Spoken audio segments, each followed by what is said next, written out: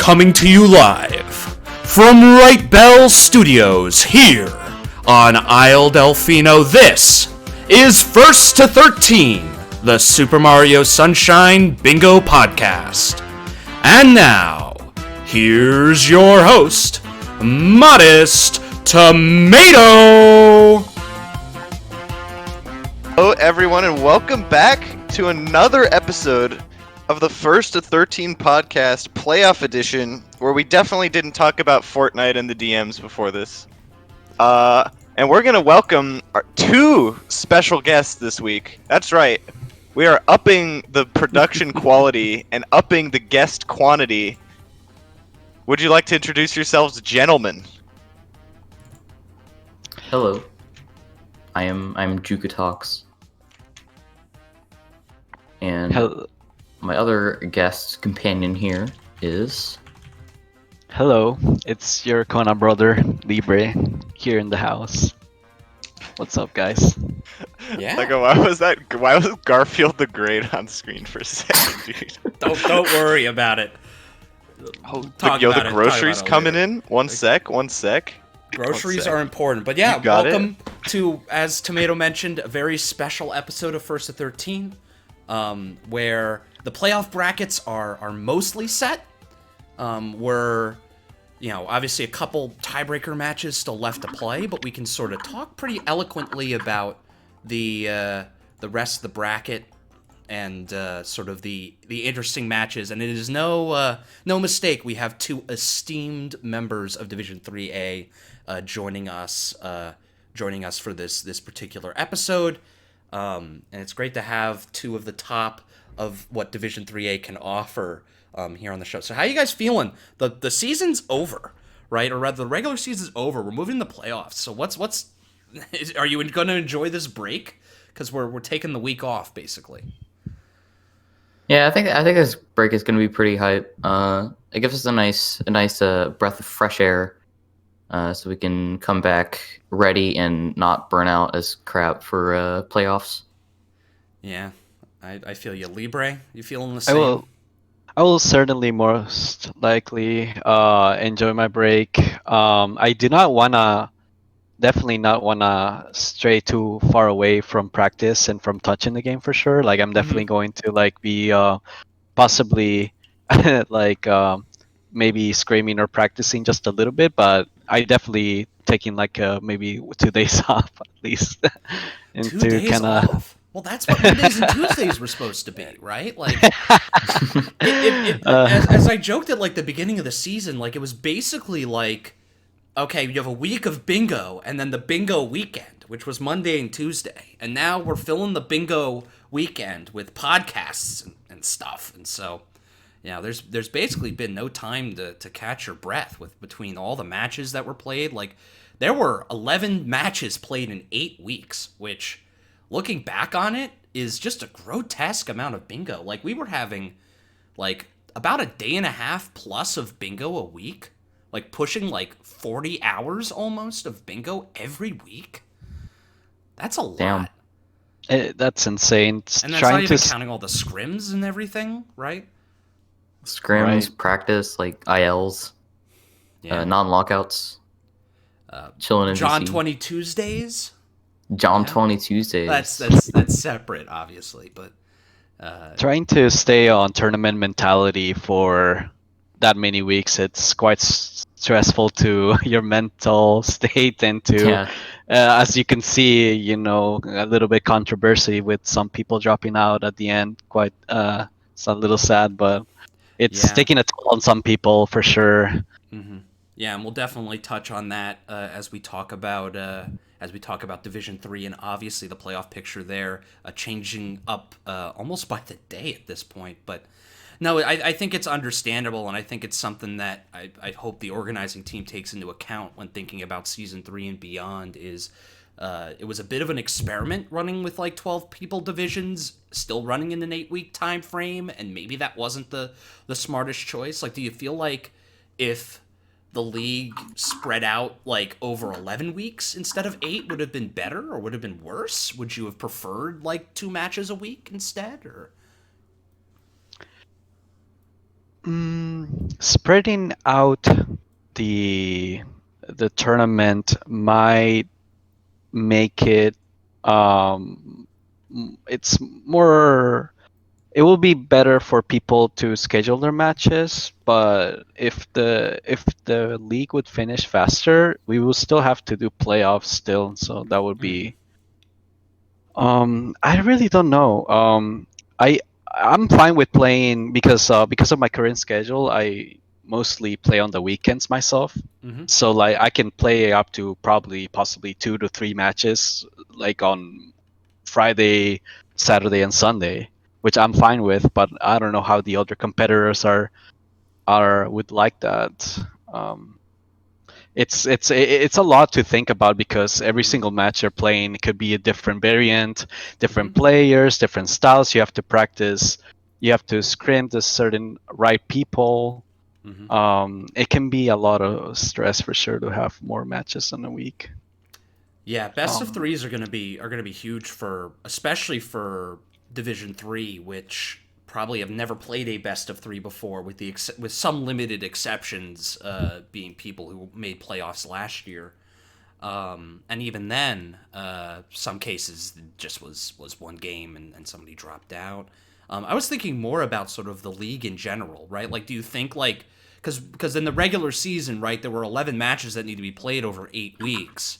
Like, do you think some of the burnout that people were feeling is accountable to the fact that there were like multiple occasions where you had to play like 2 matches in a week, or is it mostly just like is it mostly just the fact that it's 8 weeks, and like would spreading it out to 11 weeks of a regular season make it worse?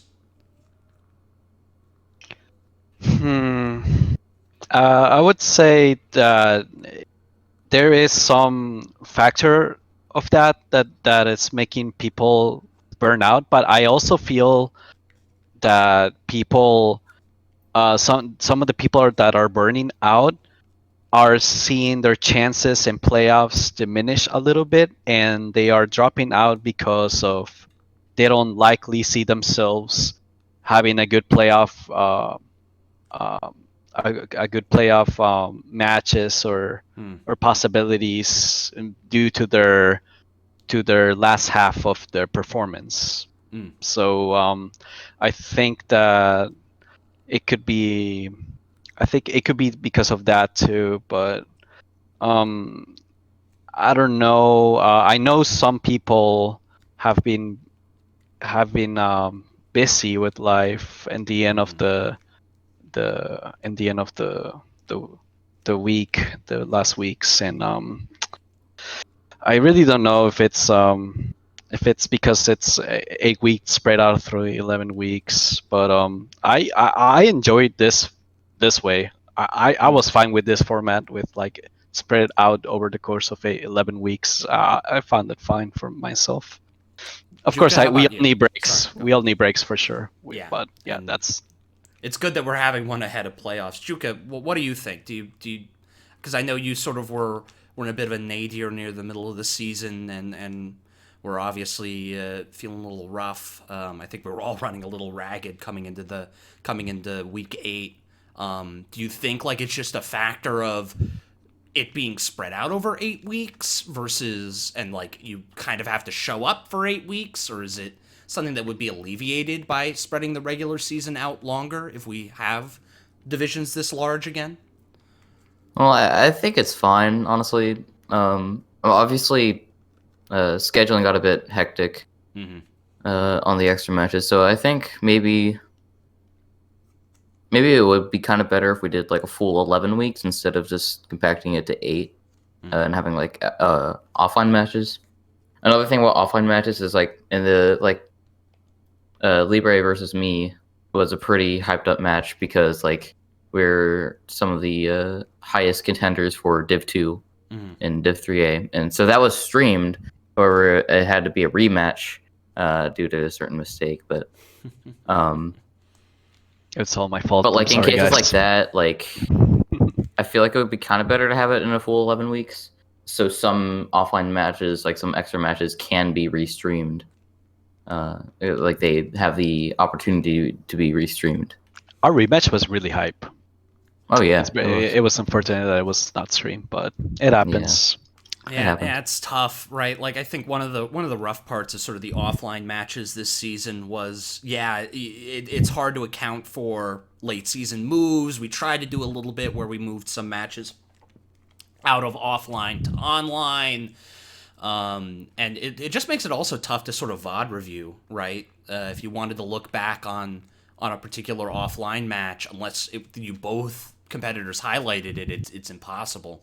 Whereas if it's streamed, at least you have both feeds in the same place, right? Like it's tough to sort of maintain a proper history when it's all offline, and like you just sort of end up with just a score and maybe a board, which makes it good. Like now there's an offline results channel, so you can sort of keep up with those matches. But obviously, it would be nice to be able to watch those matches, and even if they don't get commentary, even if they don't get the full rigmarole. But obviously, I keep saying obviously, it would be nice to give every single match the full light of day. But it's also just a lot of bingo, like I mentioned. It's like 40 plus hours of bingo a week between all the matches and all the scrims, and you're just fully immersed in it. That's a full-time job, 40 hours a week. Yeah, that says a lot. And not to mention, like, there's other communities that also want to do bingo as well. So I think that kind of like pushes them out of the scene a bit. So I think maybe if we stretch it out, that kind of also opens opportunities for other communities to do bingo at the same time, like on Bingothon. Mm-hmm. They've been doing the Breath of the Wild bingo. Mm. Yeah, and they obviously help us out a bunch, and there was that sort of middle of the season complexity with them ramping up their tournament and them obviously wanting to showcase their game, which is, it's such an interesting game, Breath of the Wild, and it suits bingo very well. But it's all stuff to sort of weigh as we move forward with playoffs and bringing season 2 to its dramatic and climactic conclusion. And Tomato is still in the process of putting away, hopefully, all of these delicious groceries. Do you think he actually got any tomatoes? I think he got at least 6 tomatoes. At least 6. We will have to ask him when he returns. So, yeah, as a recap then, for those of you who may not be completely aware or up to date, I know there was a lot of questions about the playoff format. So for anybody who's a viewer of the league or is a competitor who may be confused about how this is all going to work, there is basically 2 schemes for playoffs. There's the Division 1, Division 2, and then there's Division 3. For Division 1 and Division 2, the top 8 from each division get seeded into a bracket. The top 2 seeds get 2 byes, the 3rd and 4th seed get 1 bye, and the 5th and 6th seed get no byes.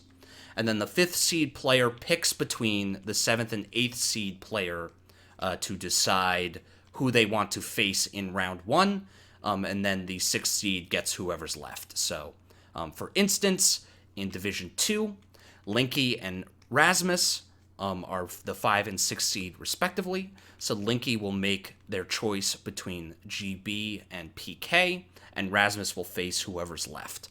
And then that process repeats for the 2nd round, and then the 3rd round, and then those winners face off in the finals.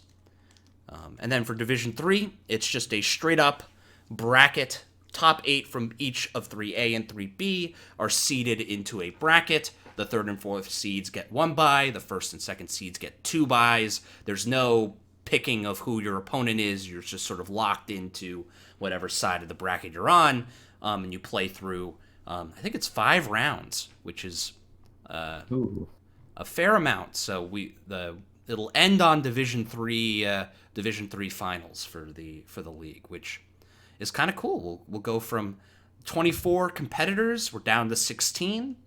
And then we'll go and see out of those who is number 1. So it's like a whole little tournament over 5 weeks.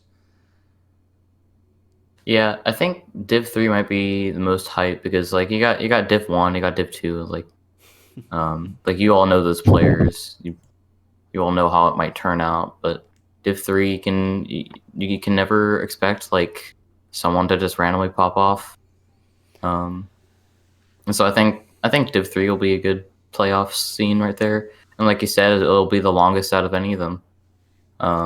Lots of matches. And they're all best of 3s. That's the key thing. Now that we're in the bracket stage, it's all best of 3s.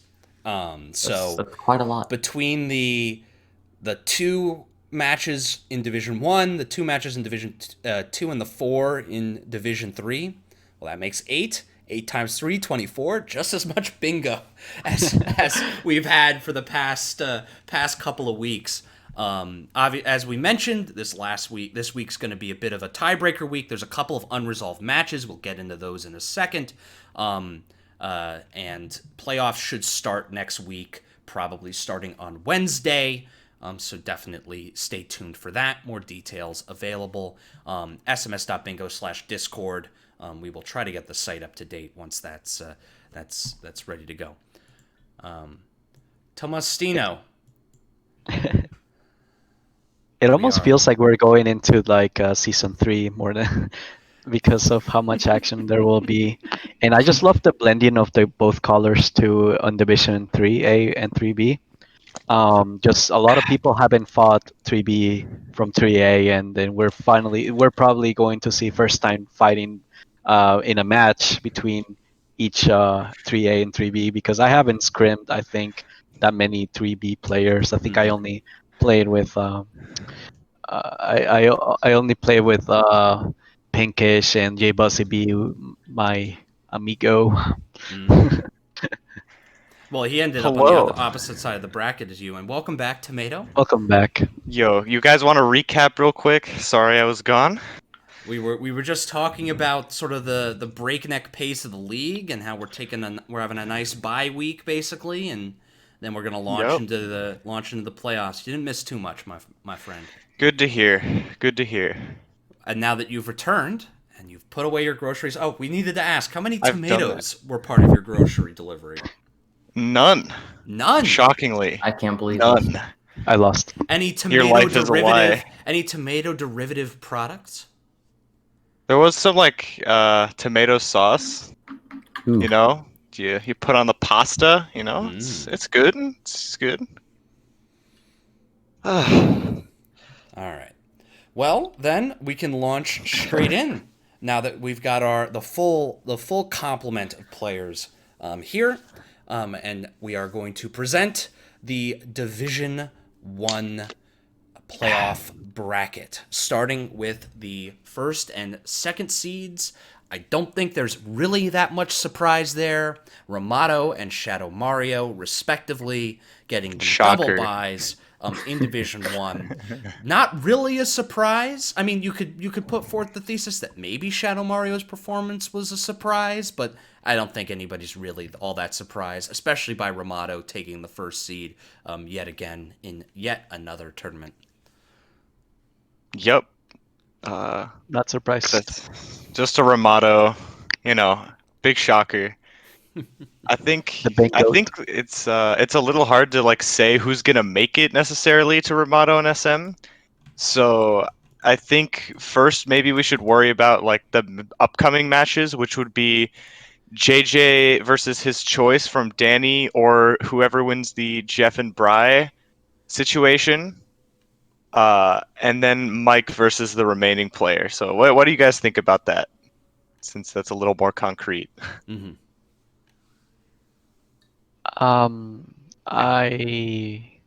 Brigai and Jeff Compass, I believe they have Gentleman Shake again, and is it true that they will be playing again a rematch? Yes. So the situation there is Bry offered to make.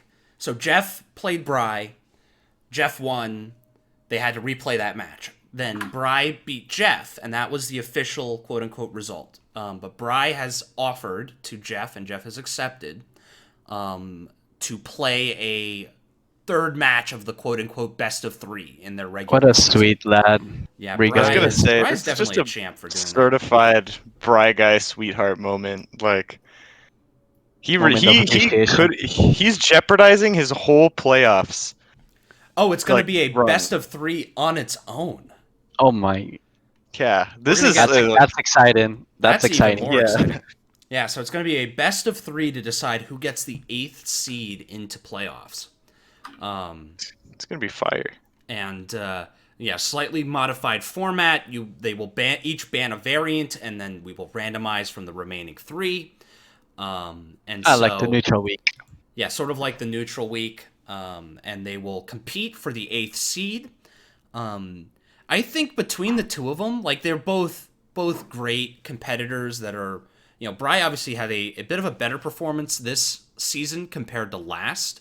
If you look at sort of his match history, ended up in the league 4-6, still has technically one more match to play between him and between Bry and JJ.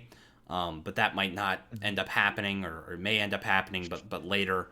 I don't think it changes the playoff picture at all. I think the seeding is mostly set.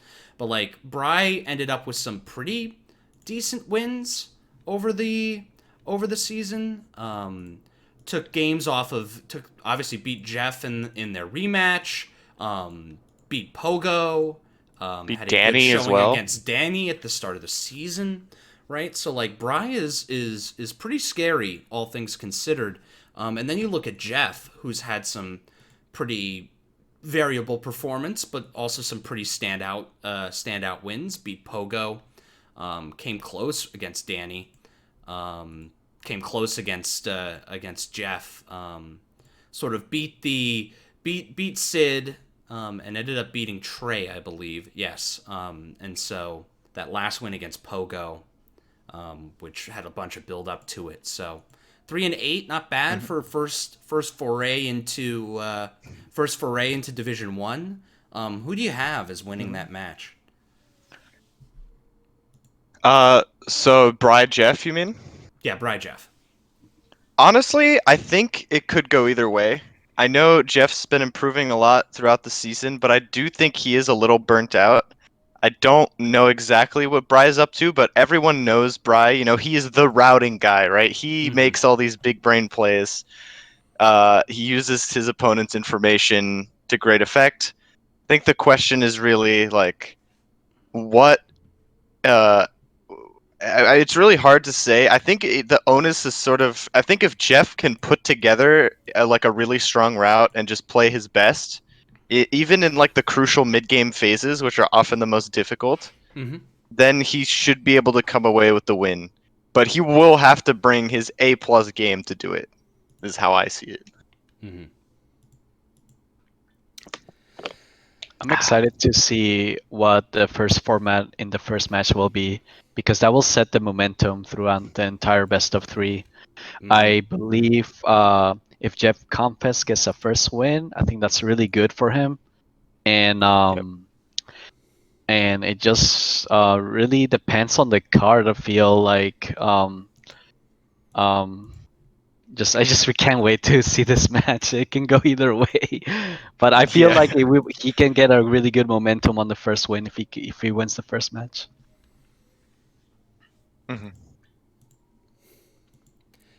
Yeah, and then that obviously decides 8th seed, and then you have JJ making his pick between Danny and that winner. I was just sort of pulling up the information here on from JJ's side, seeing who he's beaten, who he's not beaten. And JJ does end up winning against Danny. Has not played Bry yet this regular season, and the closest match out of the 3 was definitely against Jeff. Jeff was, like, poised to win against JJ, and it sort of boiled down to some sort of rough late game decision making for Jeff. Was that the lily pad? I think that was fruit clip. That was, I think, with Larvae. No, I'm thinking of. Oh wait, no, that was Shadow Mario. Yeah, Jeff had like two really close matches this week. Against like very top competitors in Shadow Mario 27, which that was the one with the 500s and the clamber death, which that was so tragic. And then I think the JJ match was the one with the lily pad. Dude, if Sid had made the tweet, "This is how you don't die to the clamber in Pianta 500," like just a week before, it would have changed the outcome of the match. That's all I'm saying. Trey can't sit on these tweets anymore. Yeah. So then, if you're JJ, right, and you're trying to make your pick, right? What is your stack rank order then? If you're JJ, of who you want to face in playoffs first, because you have to pick. You pick between Danny, Bri, or Jeff. And if you're JJ, you have your wins against You have your win against Jeff. You have your win against. Well, Danny beat you. No, JJ beat Danny. I think. Sorry, I was looking at Jeff's page again. Yes, JJ did beat Danny in Connect 5, and JJ beat Jeff in Draft. So then, do you just go with the mathematically stronger, weaker player, which would be Bri or Jeff, or do you think that you can speed bully Danny in like Connect 5? Like, how do you think you approach this if you're JJ, who's like very, very fast player and a very, very unique router? Who's that directed at? Just curious. That's directed at the group. Maybe I'll direct it straight at Jukatox. Been a little quiet. Want to hear from him. Yeah, well, I think JJ is kind of more favored going against a bit of a slower player. Although Bri is much better at routing. Jeff is still a bit slower than JJ, so I think he might want to choose Jeff if he gets it. But if Bri wins, I think he wants to go for maybe Bri. Because Danny is already a very fast player. But he does stand an equal chance against Danny as he does against Bri. I'm just curious if you think that like Bri's routing will end up sort of countering, because like the big thing with JJ, he even says it himself, is like his goal is always to find the lose con, and seems to be able to do it as he jokes. Now, had a pretty respectable performance this season, but do you think that that's like exploitable for Bri? Because Bri is definitely the type of person to understand what their opponent will go for at almost any given time, and sort of use that to his advantage. And so, do you think that like that presents enough of a threat that you'd take Danny over Bri if that was the situation? Yeah, I think in that case, then yeah, I think we would take Danny. I think if he picks Danny, I can see this pulling out the invasion against Danny too, because that seems to be one of his weakest formats for Danny. But these choices can really backfire JJ if he picks Bri guy and then he just outroutes him, and just like his choices are honestly not like the best for JJ, because he probably just wants to speed bully everybody, but I don't know if it's gonna work out. I think Danny is a really scary opponent for JJ, because the way Danny's kind of functioned this season is when he's played sort of formats that he isn't super comfortable with. I mean, I have Invasion in mind, where he lost his last two matches. He hasn't like been super strong, but I feel like when Danny plays a format that he's very strong in, a row control comes to mind. I remember this match with Trey where he just did this insane blue focus drought where he didn't get like a single level shine until after Pinna or something, and just did like a very specific 9-goal route and just was able to kind of destroy Trey in that.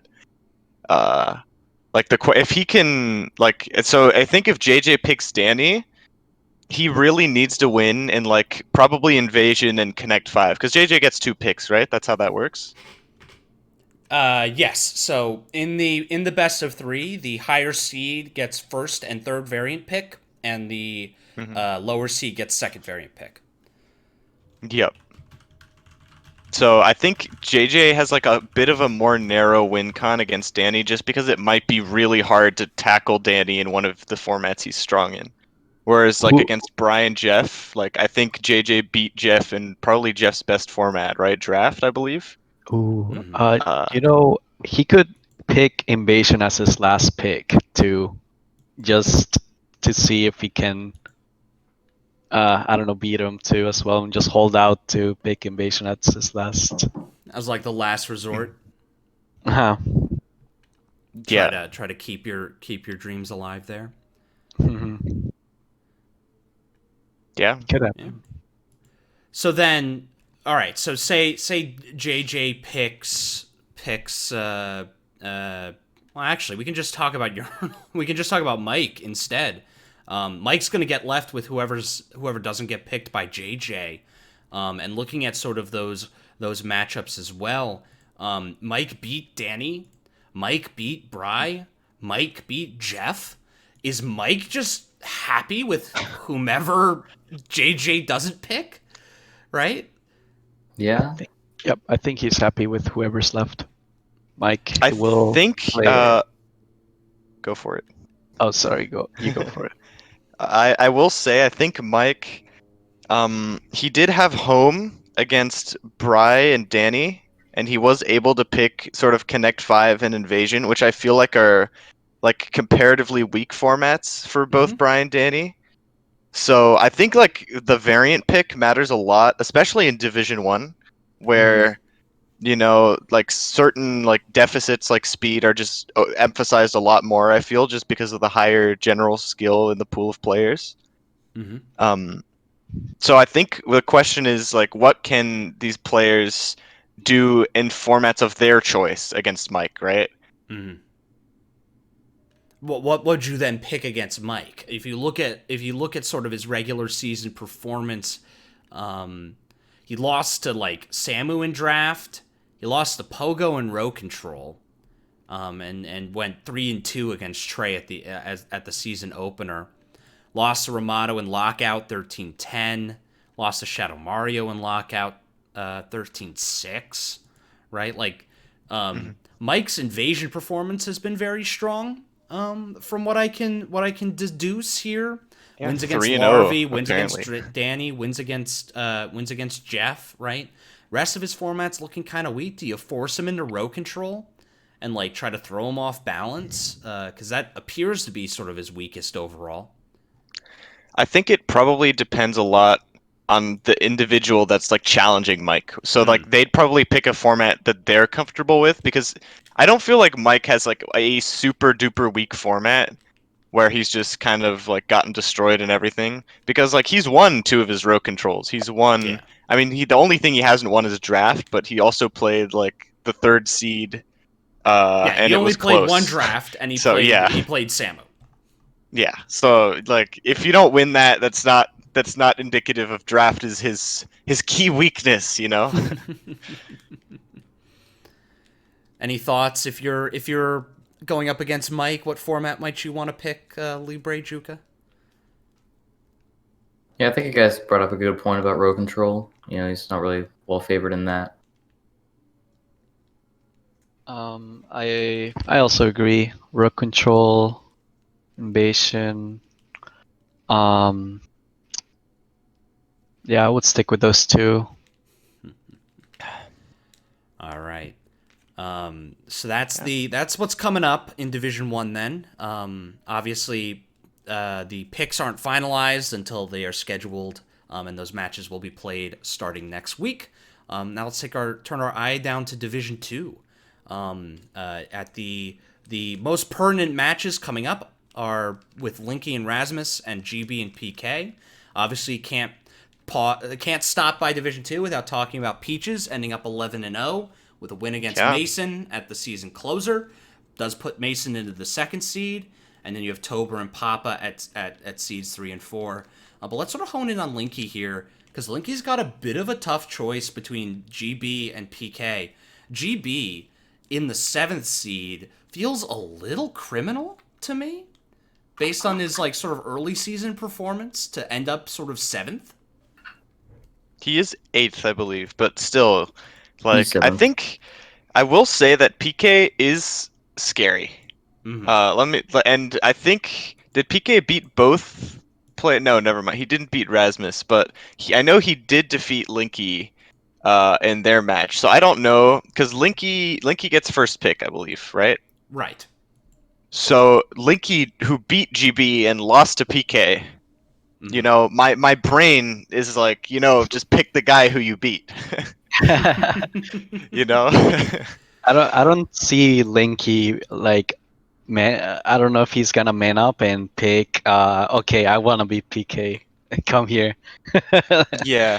I mean, to be fair, PK did have home and GB did not, so maybe that plays a role.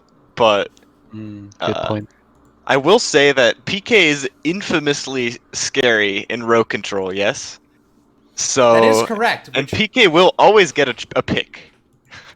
PK will get one pick, but you also have to remember that PK's infamy in row control didn't really manifest in this It really season. Didn't against mostly Game, because especially.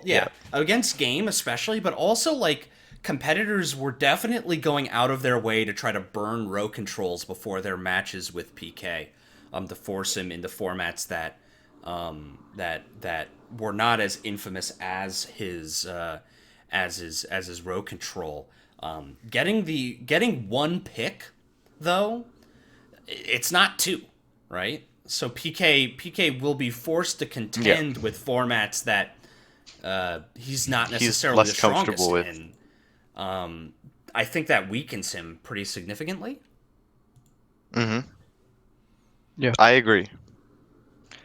The thing is like, if there's a best of 3 and you think you're gonna lose in row control, do you feel confident enough in your ability to go 2-0 in your home picks against PK? Because it just feels difficult, you know, as opposed to like. Yeah, 2-0ing someone's hard. Yeah, PK is a good player. Stronger. PK is definitely one of those that's stronger than their record suggests. Same with GB, for that matter, right? Like 7th seed GB, right, was only because he sort of lost the head-to-head against both Linky and Rasmus. And I would say that's not, you know, I would say that they were sort of competitive matches for GB.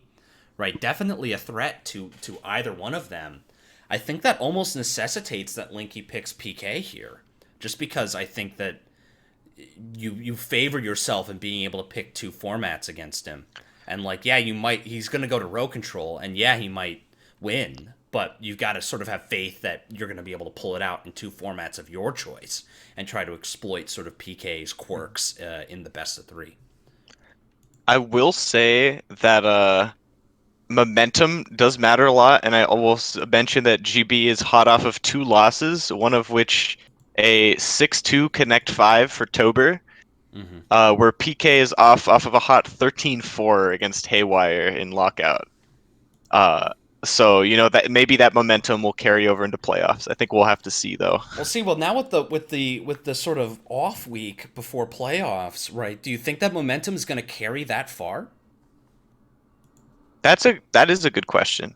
I think we'll just have to see, honestly. I think it will depend greatly on the players if they keep on scrimming in the break or keep on practicing that too. But I do see PK, if Linky picks PK, I can see this going into game 3, honestly. Yeah, I agree on that. What if I flip that around and say that'll be a PK 2-0? I can also believe that he will close it out with row control. I can definitely see that. Yeah, I think we'll just have to see. Like, it's hard to be the fortune teller, you know? That's why no one has the perfect predictions. It's hard. I'm not in PK's mind and be like, okay, I'm gonna scrim every day. Like, yeah. Or I don't know if scrimming will help out. Like, who do I scrim? Like, who do I pick, or do I not do offline matches, not stream this, not show what I'm doing, hide my cards. Don't post the scrim results, right? Scream Yeah. Just go into the hyperbolic time chamber and come out and be like, oh yeah. Yeah. There's many I will tactics say, people will do this break, and people will start hiding strats and. PK has been dodging me for like a month. So if he's scrimming, I am upset that it hasn't been with me. Yeah, you've been owed a scrim for a while now. It's been a long time. At this point I'm doubting that I'll ever get that scrim. Gotta. Well, you called him out on the podcast now. Yeah, he ditched me for commentary this week too. We have beef, PK. We have beef, all right. You heard it here first. He's gonna listen to this recording and he's gonna be yeah. He's gonna be like, I'm gonna ban you. Yeah. That's his response to everything. I think it's a coping mechanism. Yes. But hear me out for a second. Some people might be interested in this, teaching or helping out the lower seeds in the playoffs to sort of kind of like work against the bigger opponents on the match. I don't know if that's a strat too that people will start doing and telling. I was watching yesterday Dex doing a scrim, and he's been sort of helping out Jer, and I saw that Dex was giving out pointers and just talking about the players and stuff like that. That could be a big it could make obviously Jer has been doing way better now in the last part of this weeks, so that could work against me too. So like, I don't know if people will do that in other divisions, like sort of like scream a lot the lower. I think I know PK well enough that I don't think he wants that kind of assistance. Yeah, I feel like that would be more important for people in like Div 3 than Div 2, because Div 2 people, they kind of know what they're doing at this point. I agree. Maybe this doesn't translate into Div 2, but I was just thinking about it, like, will we see more scrims between the lower seats and the higher seats, and kind of like working against, like, you get what I'm saying? Yeah. I feel you. And speaking of Division 3, we now enter the meat and potatoes. I'm gonna spring this on you guys. I want us to fill out an official 1st to 13 predictions for this entire Div 3 bracket. We will not be leaving this call until we come to our conclusions as to who's going to win every single one of these matches, and we will come back and we will determine if we were even remotely close to that choice. So we will start, as all things do, in the round of 8, in the first round of 8, because there's 3 of them. The first round of matches between the 5 and 8 seeds from each of the divisions. The first time we will see Division 3A and 3B clash, and we'll start with what I've listed as Match A between the 5th seed from Division 3A, Mr. Yato, and due to Tomato's departure from the playoffs, the number 8 seed from Division 3B, Falair. Let's talk that match. Yato has been impressive, to say the least, this whole season. Yeah, last season he came out as an 0-7 record. Wasn't feeling the greatest, but he came back to this season, and I think he had a really bright mindset, being coached by the one and only Juan. Mm-hmm. And he came out 6-5, which is really impressive. Considering and some very good-looking wins, all things considered, right? Yeah. This definitely was not the Yato of season 1, which I think was had his heart in the right place, but definitely was not playing to sort of the expectations. I remember Ramato put him like 7-0 that first year in Preds. Didn't quite work out, but had some pretty slick wins against people above him in the bracket even. Darkman, for instance, a clean win. One against Libre. One against you. Libre's only Yeah, lost. Libre's only this loss. coming. So you gotta I be hot actually, on. You gotta be hot on the Yato train. yeah, I think Jado is playing out of his mind and practicing and screaming, and he actually screamed me too. And we talked a bit about the car too, and I think Jado is looking really scary, and this will be the biggest match for Folair, that even bigger than any match throughout this weeks. Mm-hmm.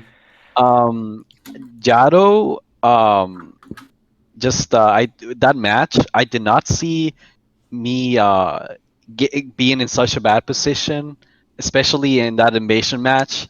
I just sort of tunnel vision into a fast goal, and I just saw hiddens, and I worked around my right, but it turned out to be that the left side was better. So for Jado, so like if Jado sees what he likes, and if Jado sees like if he routes well and he plays at least consistent, like I think Jado could like beat anyone, honestly.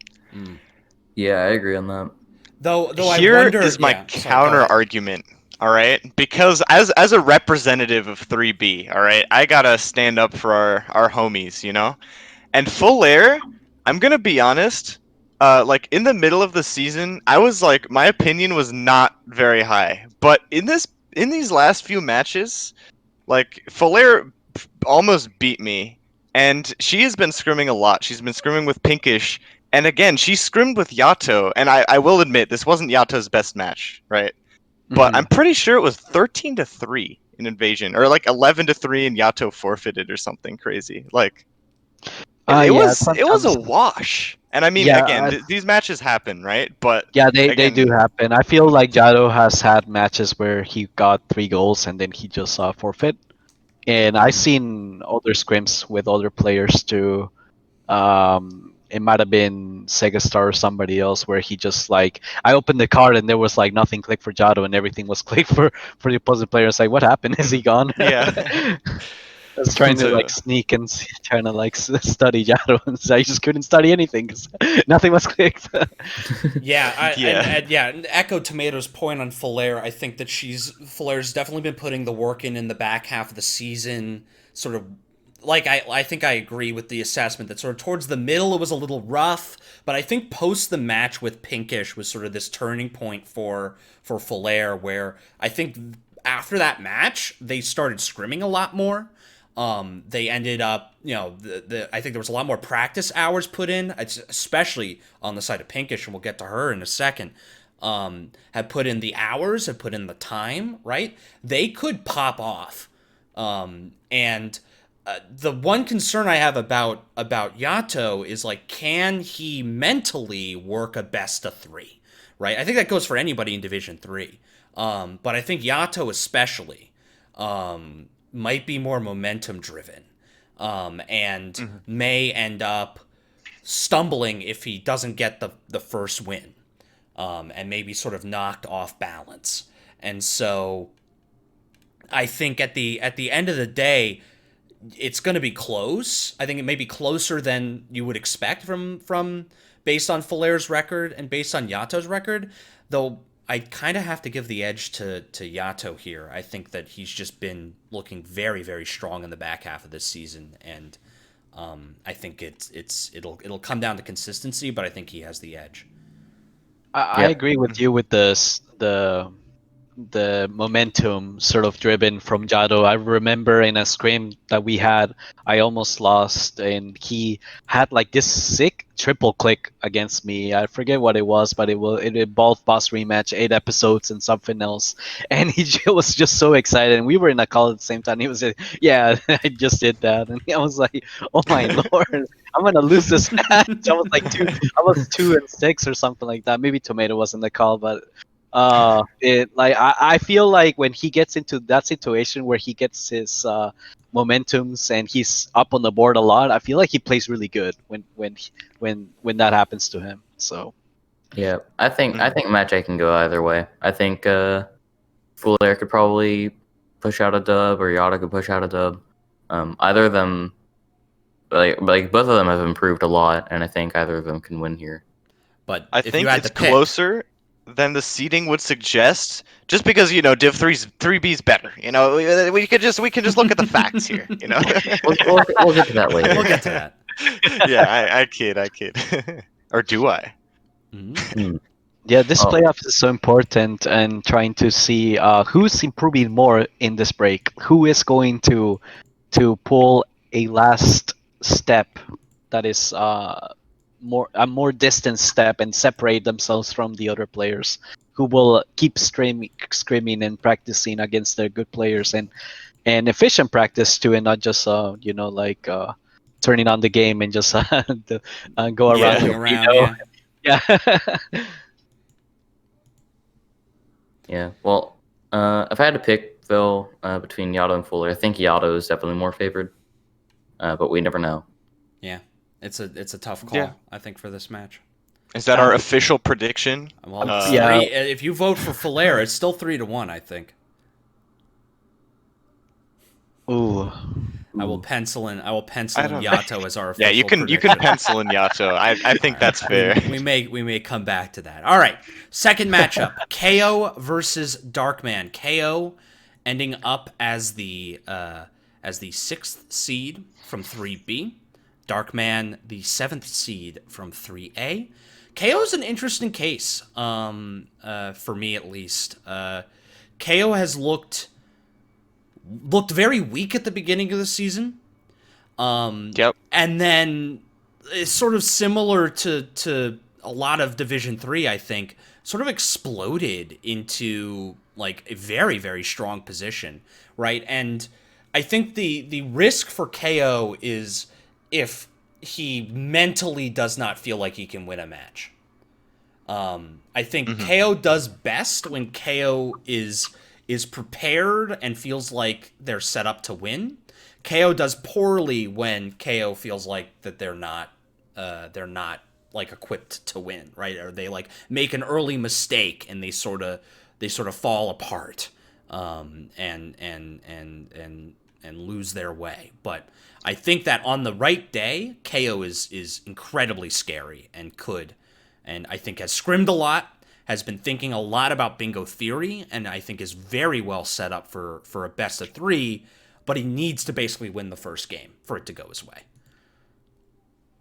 I want Lego to analyze my playstyle like this, Like, I want him to just condense it into this like neat little archetype that I can go look at and like, yeah, dude, he's It's right. like horoscopes. I could say basically anything, and it would all. Let's go.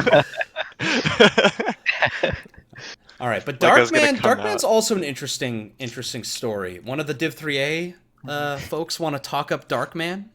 Yeah, I haven't really seen much of Darkman. I played my match against him. I beat him like 13-4 in regular lockout. I know for a fact Darkman's one of the slower players of 3A, but I don't know how he's been lately because I played him in week 4, I believe. Mm-hmm. So it's been quite a while. That was a bit of a dominant victory. Yeah, I would say as far as his recent performance goes, like other than the match against Derp, which was like very, very close, down to basically Derp making sort of a poor choice in the late game, and that sort of gave Darkman the air to come back into it. Darkman hasn't really impressed me all that much, even in the back half. The wins were sort of weak, and the losses didn't look the strongest either. So it's tough to feel excited for Darkman. I think it's going to be a tough match. Obviously, anything can happen in a best of 3. Like we mentioned, KO could have a critical gameplay mistake early and just be in a sour mental mood for the rest of the match. But I see KO having the advantage in this matchup.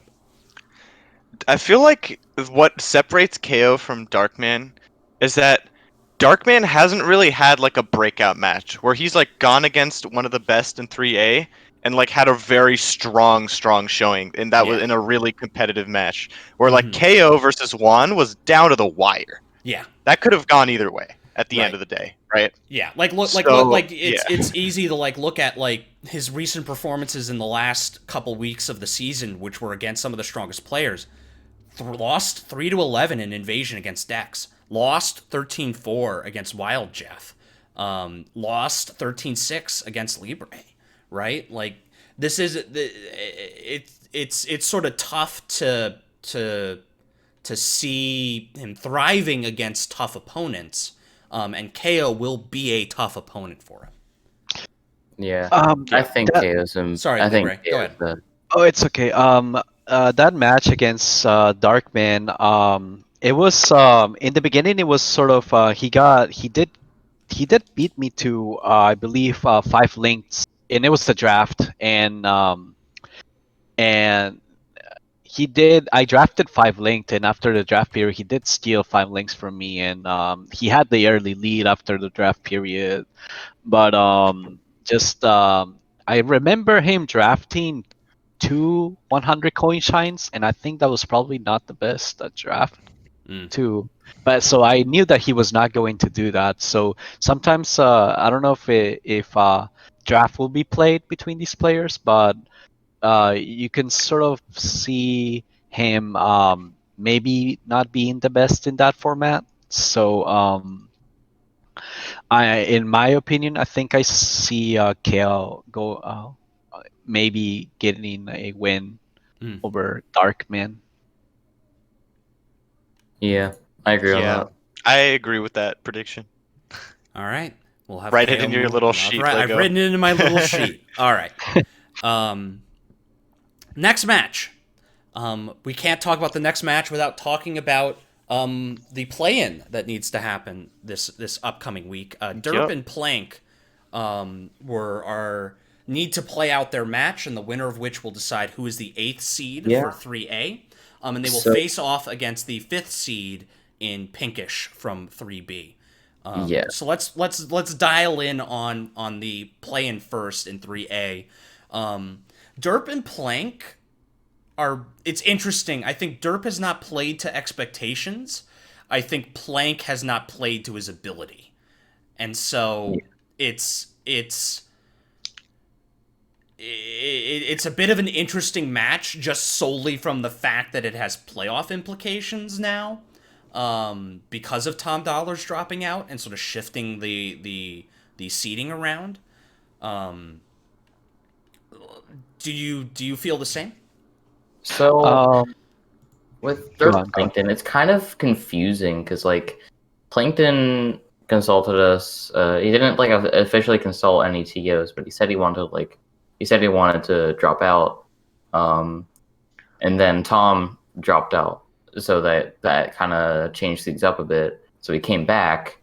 He said he wanted to come back, but then Derp, on the other hand, said they didn't know if they wanted to do their playoffs. But I think they're still going to do their match, but I'm not sure because Derp said Plankton has never responded to his DM.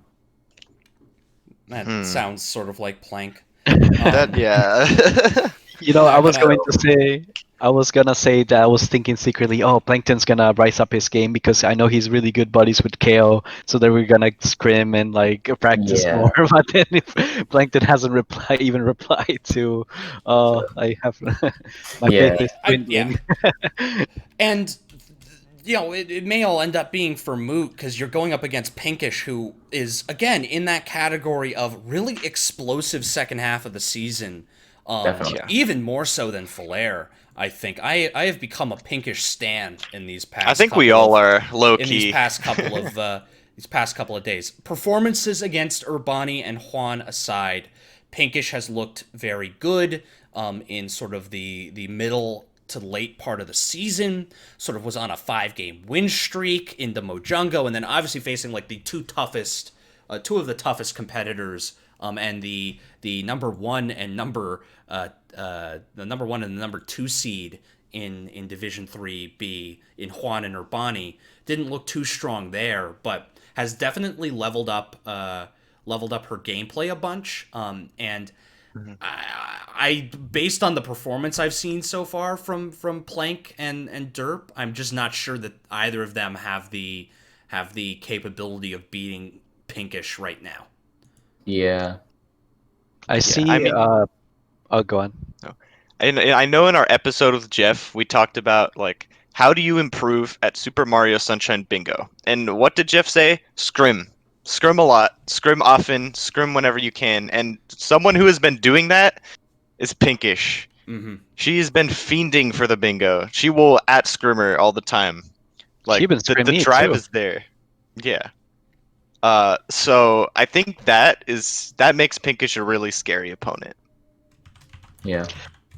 I believe that her mentality is also good, and she Mm-hmm. will definitely use her top League of Legends Map awareness, bingo Yeah. map board awareness awareness. and tournament mindset into her first tourney match. So I will pull Pinkish over anybody of these two players. Mm-hmm. I Yep. think I we're in agree. alignment there. So winner of Derp versus Plank will play Pinkish, but I think we favor Pinkish in either matchup. I could see If a Derp versus Pinkish yeah, if the match plays out. Yeah, if the match if plays out like that's not saying that either of them couldn't win. I think Derp is favored against Plankton just because Plankton just Yes, has not had a sort good of season. impressed me with the routing side of things. I think it comes down to sort of number of scrims played and sort of learnings taken from those scrims. I think Derp has done a better job of that. Again, like Derp has not played to his level or their level yet. And obviously that could change at any time, but just based on past results, it's tough seeing that happen in a best of 3. yeah, if their match even happens. If their match even happens. We don't even know if Derp We'll figure versus that Plank out. will happen. But Yep. Yep. all right. Then we'll move on to the last match in the first round of Division 3 playoffs, Jer versus Mo Jungo. Jer Django. Ooh. This is How's that looking? interesting. Ooh. I think it's also interesting in the sense that like Jer has wins over like Yato, right? As we were just sort of talking up Yato a bunch, right? Jer Mhm. has won over Darkman. Jer has won over let's see here. Jer has won over Plank and Spanish Meerkat. A little less impressive wins in the grand scheme of things. Win against May as well, right? But like had like close ones against Juka, against you. Had a relatively close one at the beginning of the season against Wild Jeff.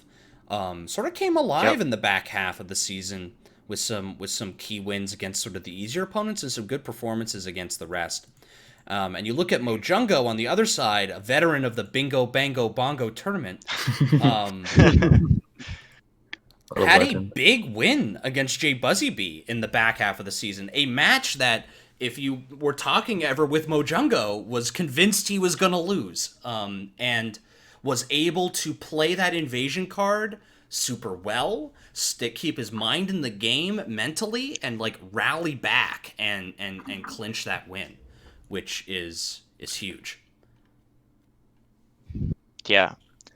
I think what's interesting about this matchup is that I think a lot of the other matches, it was like one of these people has shown really strong potential against top opponents, where like the other hasn't.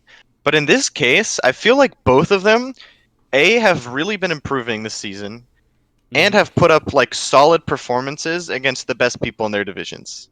Yeah. Like again, like Bo beating Buzzy, and then Jer, he's hot. He would be on a 5-win streak if he didn't lose 12-13 against Juka. So Yeah, Juka.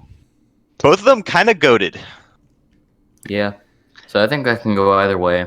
But if I had to say, I think I have faith in Jungo, but I also have faith in Jer. So I literally don't know who's going to win that.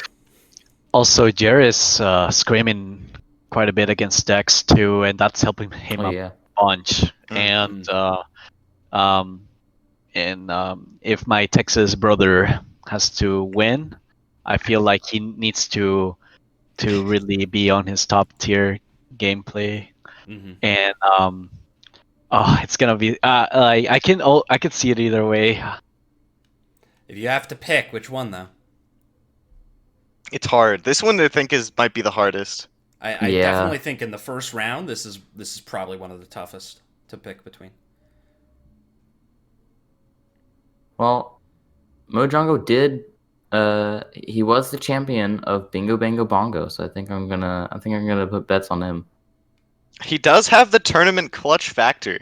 That is true. That is true. He does have more tournament experience, and that's a mentality issue. Yeah, You it's know, true. I might It's actually big. go for the upset. If you call it an upset, I think I will go for the upset and actually vote for Mojongo here. I think if he played and he sneaks it up a win, and remember it's best of 3 too. We don't know how Jared does in best of 3. Like I seen good scrims from him, but that was only one game. You know, I haven't seen like multiple I games in a will row. say, I feel like I've also seen Jer beat Wild Jeff in a scrim, who has done pretty well in his division. Um, so That's like maybe that's also maybe worth thinking about. That's true. After sadly Tomato dropping out, I think Wild Jeff is one of the best routers in this division. Obviously, I'm not counting a lot in the top. I'm talking about the best of the rest people. Like so, that is true. And Jared does have the speed advantage, most definitely, over Mojongo. Rubber meets the road. Got to pick. It's so hard. Is I'm going for the upset here. I'm going for Mojongo. I'm going for Jungo. All right, looks like Majungo it is. Alrighty, we'll pencil in Mr. Mojongo as advancing in our predictions. Now let's head back up to the top, and we'll rejoin Mr. Yato after his predicted victory, and he faces off against a member of this quartet here, in myself, who. I will say for myself, I had very little expectations going in. I feel like I had some pretty key wins, but I think that I will be the first to say that my performance these past couple of matches have not been to my level, or rather to my expected level. And you could chalk that up maybe to the quality of competition improving. I think there's definitely a lot of strengthening even in the bottom half of the bracket. The people we're not talking about, folks like a Zach and Pixel, in that end, I think both of them have become a lot stronger in terms of bingo play. It just wasn't enough to be able to make it into the playoff brackets. But I think the expectation was perhaps that I would have a stronger performance against them, and I did not. Which means that going up against Mr. Yato all of a sudden becomes very scary. Because Yato has definitely shown that he is capable of winning whenever, wherever. So, I don't know. What are your guys' thoughts? This is definitely, for me, it's very much a toss-up. I think the question is going to be how well is... I think the onus is like on Yato. Like the question is how well is Yato going to route? Because like I feel like your routing is your one... It's like your strong suit, right? You're always going to route well, pretty much. And like sometimes there will be the occasional error that I disagree with. But I feel like for the most part, your routing is like one of the strongest in Div 3. I definitely top 5 in my IMO, as they say. So I think the question is going to be, will you be able to outroute Yato or not? Or will Yato find like a route that will be sufficient to give him a victory?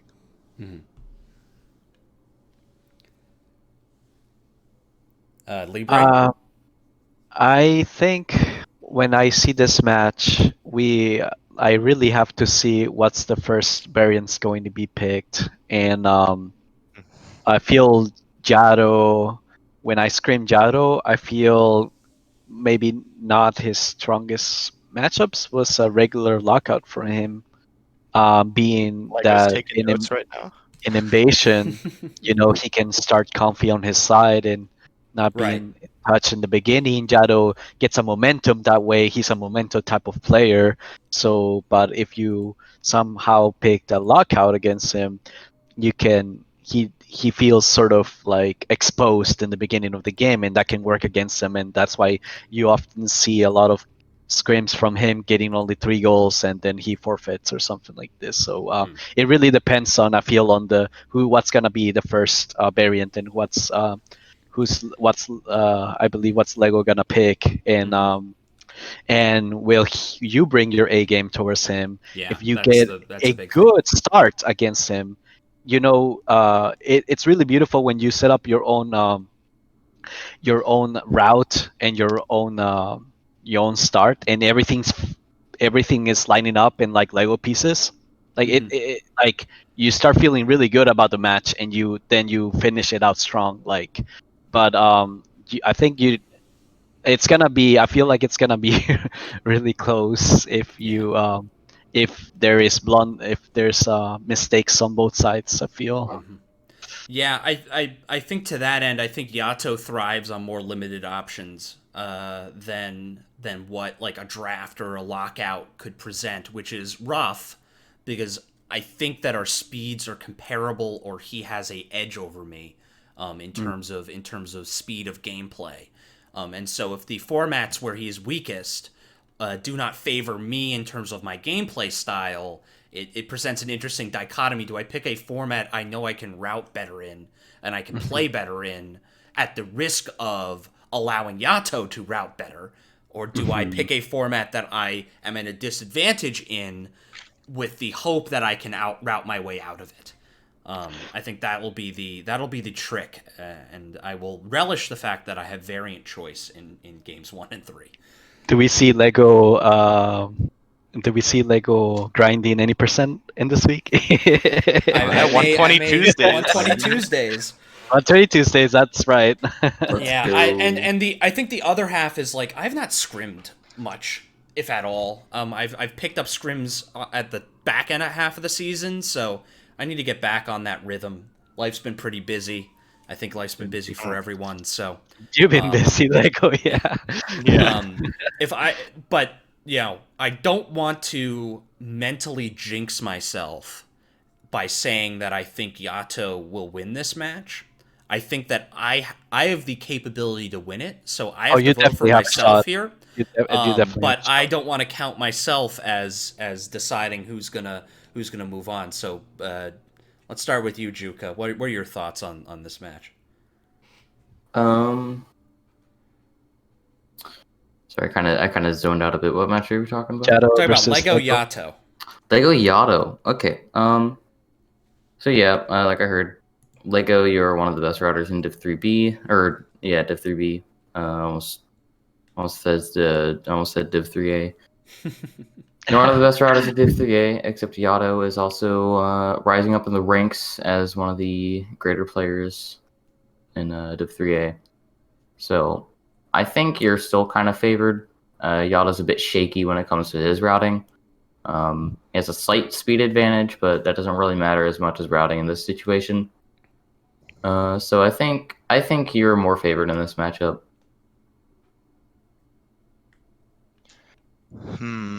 Yeah, honestly, I think I'm gonna have to give this one to Lego. But I do like I think if there's an upset that happens in this like wave, I think Yato has the most potential to pull it off. I think I would agree, definitely. I think this will be a very close match. Regardless, I see it going to game 3. I would not be surprised if this goes to game 3. It's definitely going to the game 3, I think. Yeah. But you get the podcast priority. Let's go, Lego. Woo! All right. Yeah. I get to pencil myself in. We get to have a great discussion when we get on to the next round. But we'll cross that bridge in a second. My mind says Lego. My mind says Lego, but my heart says Yato. My heart says Yato too. I think it would be great to see him do very, very well, but I may have to put the kibosh on his streams.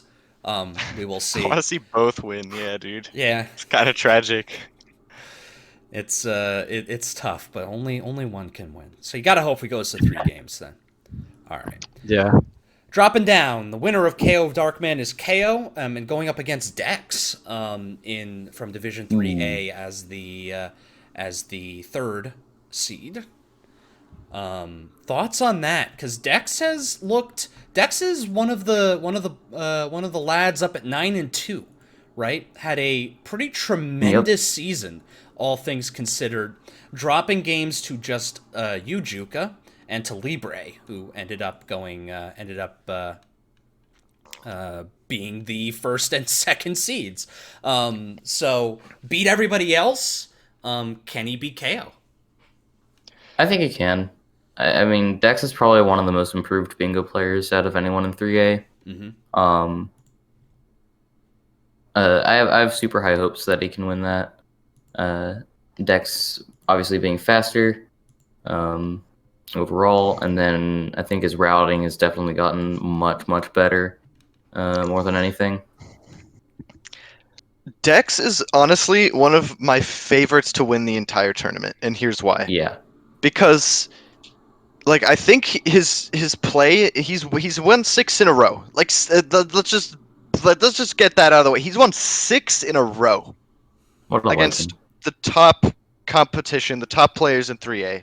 He's been scrimming all the time. He has wins over Bonnie in scrims. He's been going off. Yeah.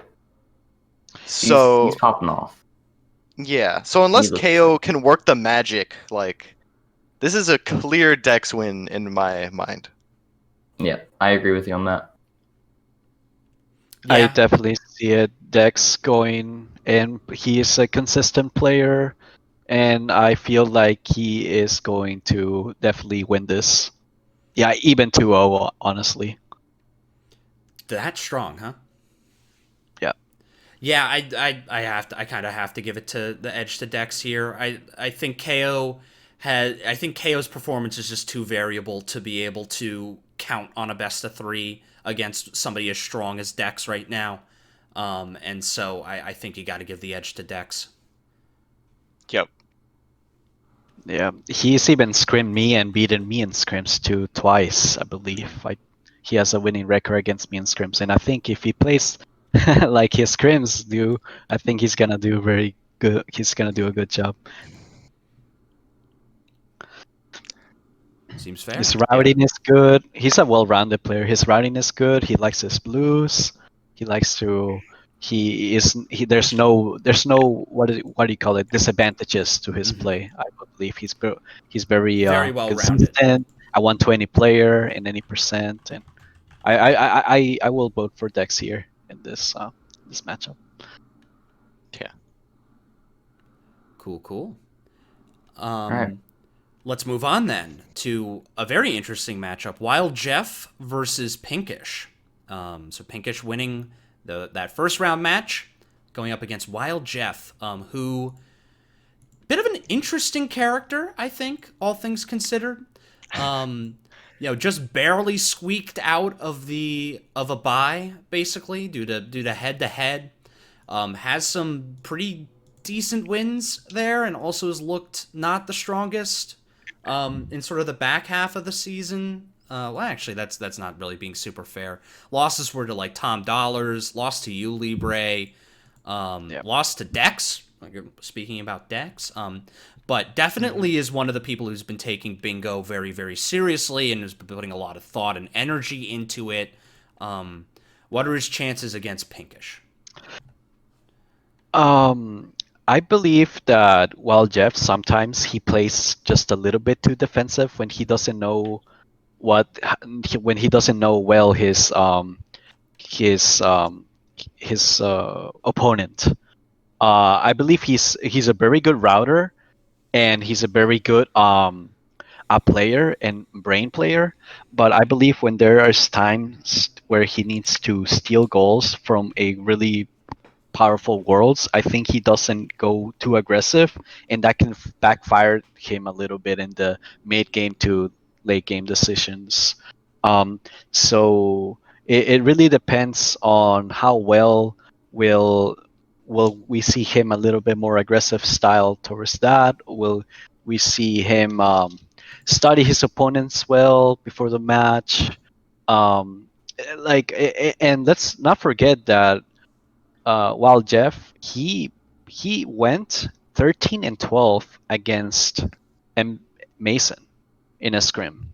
It's true. He has the potential to play really good even against Div 2 on a good day, on a good and if his routing is good, I could see Wild Jeff winning this. Yeah, I think what kind of holds Hefe back a bit is his speed. He's not really the fastest player. He's definitely got routing, but he's really not all that fast. Yeah. However, against Pinkish, they're pretty similar speeds. Although Pinkish is a bit more consistent. Mm-hmm. I do agree. I still think Hefe might be favored in that. I think Wild Jeff is definitely favored, but where I do worry is that I think he might underestimate Pinkish. And here's why I think that. Because from talking with Wild Jeff, he seems already extremely focused on the theoretical match that would happen with Urbani after, right? Like we've talked in calls, he seems very confident that is who's going to play and where his playoff run is going to end. So what I'm worried about is that he isn't going to give Pinkish enough credit and not do his homework and prep enough for her. Ooh, that's that true. Might bite him. Yeah, that's so I was going to say Jeff, that. if you're listening to this, yeah, don't take Pinkish lightly. She's kind of cracked. Yeah, right? I think Pinkish has shown a uniqueness in her routing ability that cannot be understated. She has a good game sense for when to go for certain goals, which can exploit over defensive play, like Libre mentioned. Exactly. If Pinkish sees the correct line, she can definitely take a game against Wild Jeff, maybe even two. And if Wild Jeff is so focused on this potential Urbani match, and there's no love lost between the two of them, he needs to get through Pinkish first if he wants to see that happen. That being said, I still think he's favored for the reasons that Juka mentioned. Yes, the speed is similar.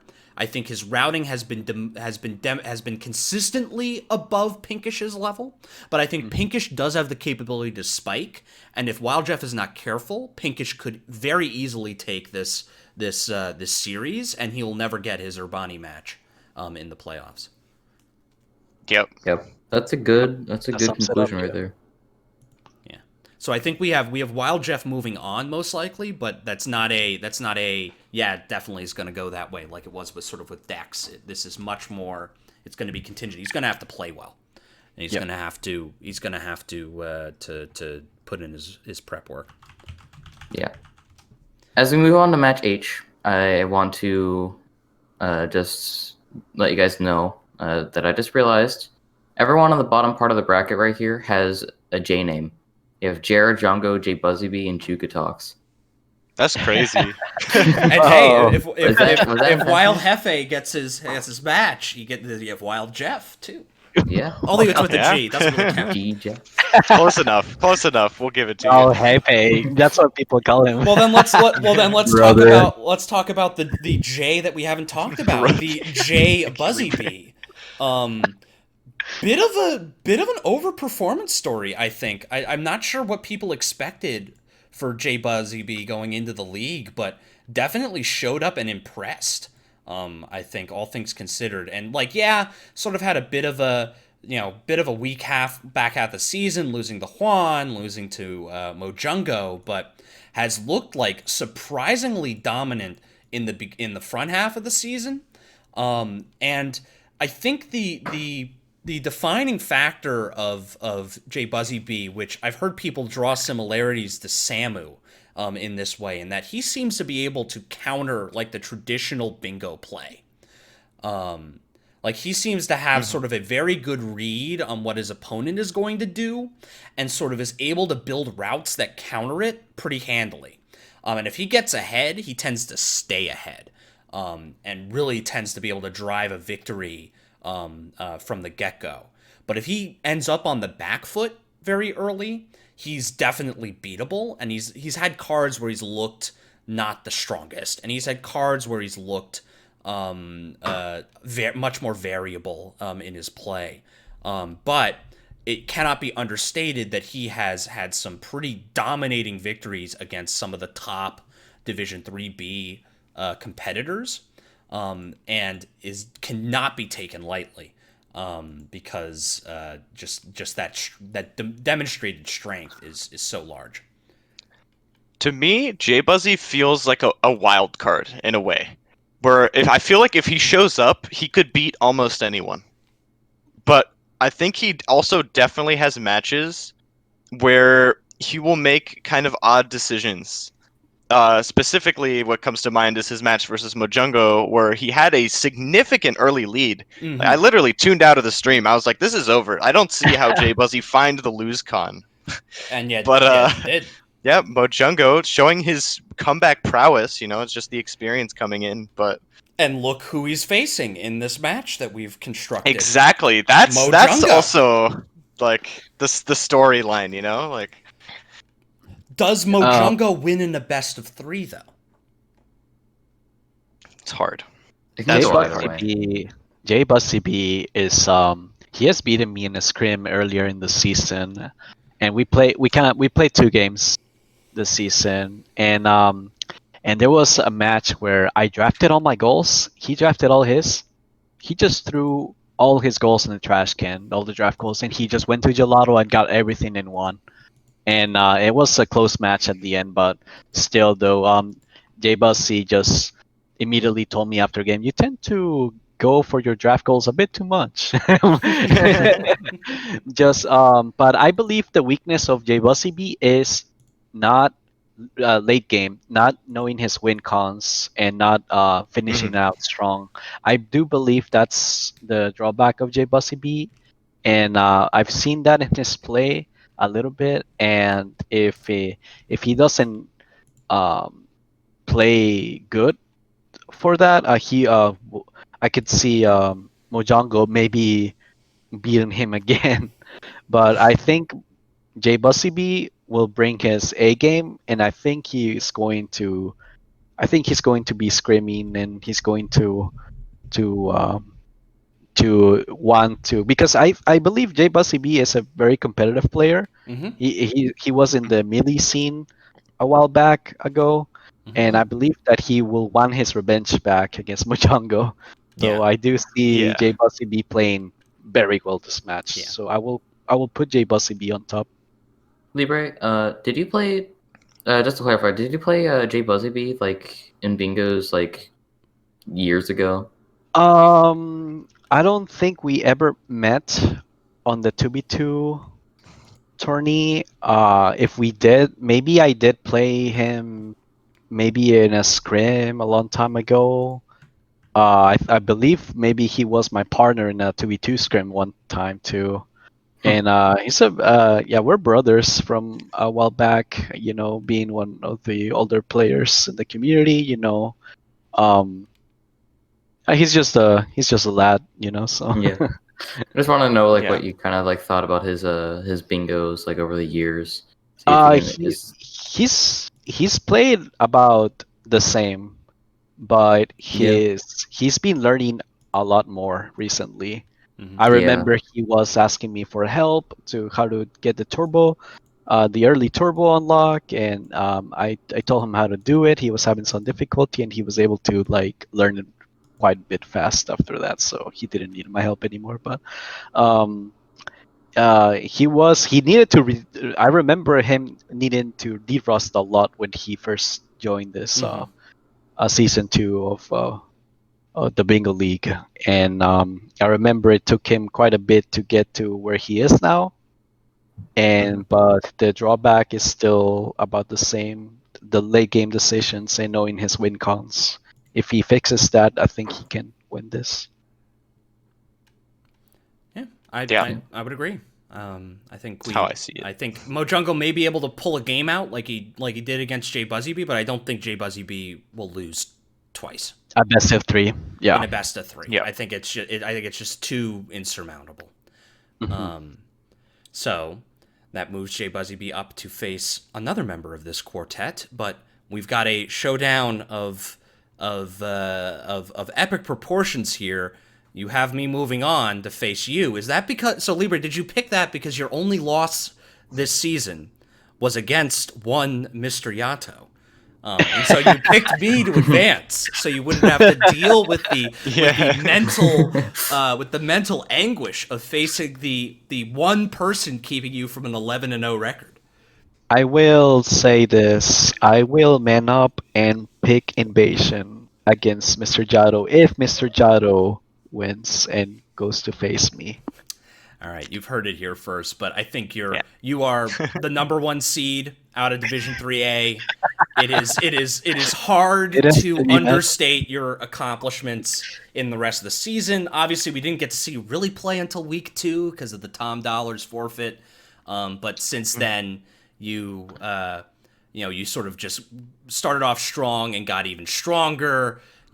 Had some pretty dominating wins against folks like Dex, against Derp, against Darkman, and then you had the win against Juka to close out the season, and the win against Wild Jeff. You've just have been on a tear. You are definitely a titanic force to face for whoever makes it to you.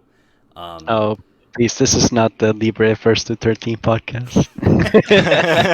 I gotta give some of the love back, right? Because I love you, Lego. saying all that good stuff about me, but I can't. Again, it's sort of like facing against Mr. Yato. Like, I think that this is definitely going to be one of the hardest matches for me. I think it's going to be a hard match regardless. I think that there's the speed differential as well as the routing knowledge.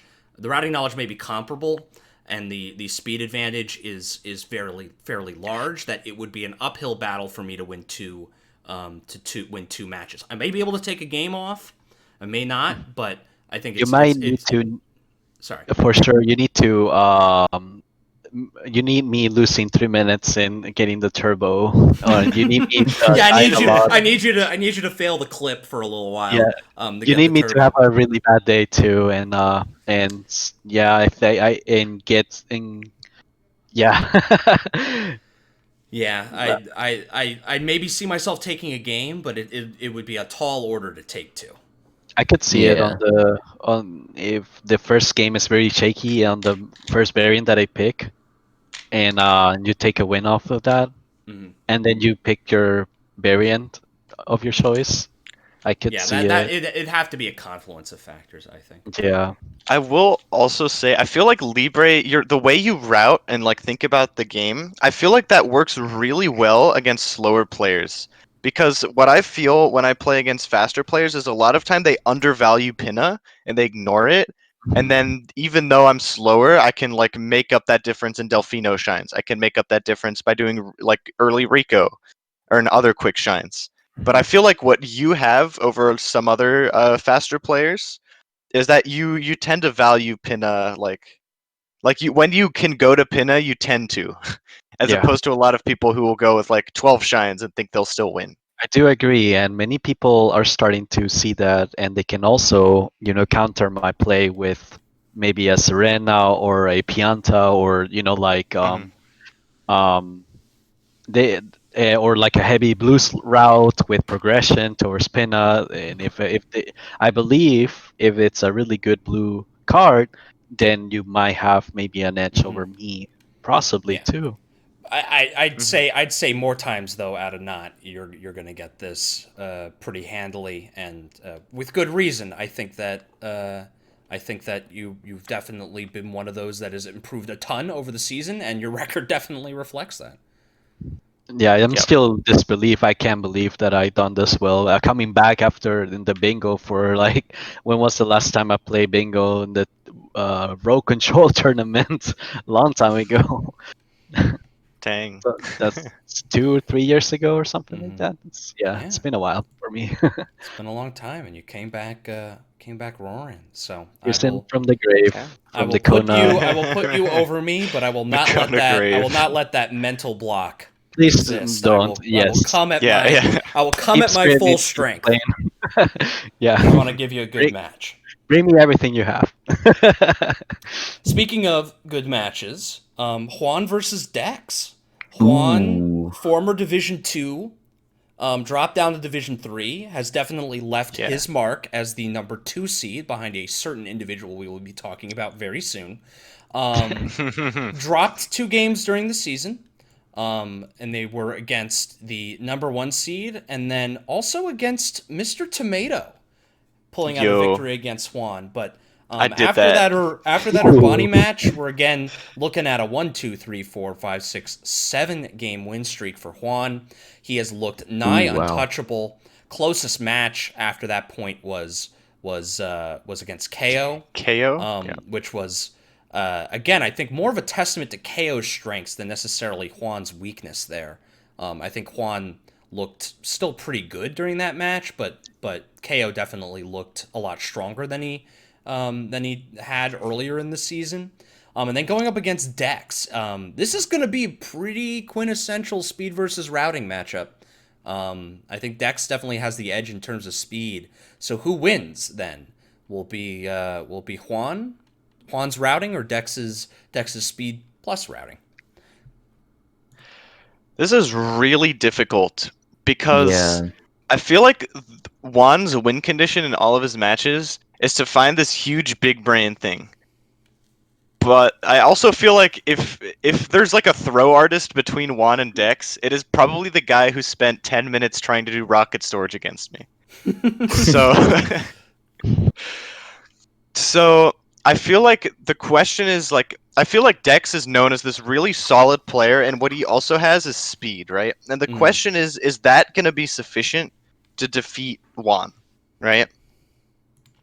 Yeah, and Juan's reputation as a slow boy, I think, is overstated by quite a bit. Juan notoriously not a person to do any percent runs. Neglected to join the 120 Tuesdays any percent spectacular last week. Sort of we're doing revels, it this week though, right, Juan? Yeah. But Juan's sort of the type that does revel in the fact he's got like a 150x. Any percent time, sort of likes relishing in the fact that he's a quote unquote slower player, but clearly could PB at any time in his life. And fortunately, the places where he loses time in his PB, they don't show up in bingo all that often. You ain't going the Noki 6. So Same, I think, to be honest. I think there is a speed differential between Juan and Dex, but I don't know if it's as big as you might initially think by the way that Juan talks about sort of his speed. Yeah, I think Juan could put up a fight against Dex. It could probably be a 2-1, honestly. 2-1, either player wins. 2 Juan. Is it 2 Juan or is it Juan 1? Ooh. I think while the speed differential is definitely overblown, right? Like, I still think even if you say Juan's like a mid 130s player, because I feel like that's probably more accurate as to where his PB could be now. Mm-hmm. That's still a big speed gap, right? So he's not winning any races, and Dex knows his routes for the most part. Speaking about that, we all know Juan likes his level progression with blues, and that's how he makes up to it if it is a race to Pena, and if there's a lot of late game goals. Dex is really good with his blues. I seen him play in scrims, and he really knows how to route his blues and do that. And I think Dex has an advantage over Juan with his speed. So it's looking for me to be Dex favorite, I think. Does the X factor of Juan having 2 format choices change that calculus? Possibly too. That's it could go big. Honestly. That is as the slower player. That is huge because you can pick formats that provide you advantage.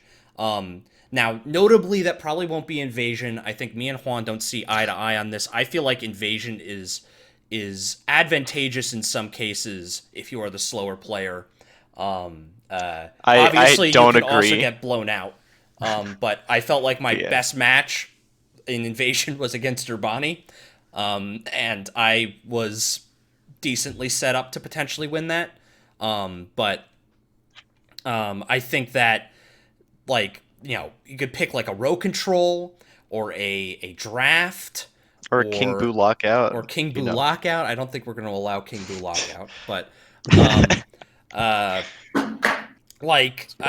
think that it ends up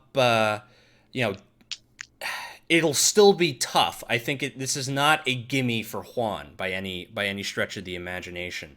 But I think Juan could pull it out with the right confluence of factors. I think experience is king. And Juan has it in spades. And Juan has played in a tournament setting, and so will have that mentality in place. I think Juan might have the edge here.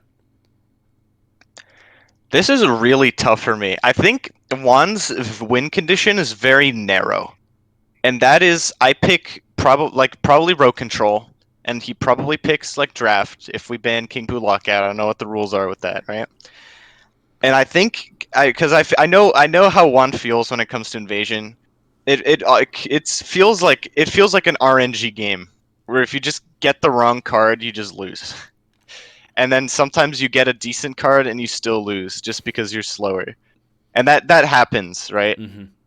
And I mean, I know you don't agree. We can talk about this more in DMs. It's definitely more complex than I'm making it sound, right? Yeah. No, I completely agree, and I see your perspective.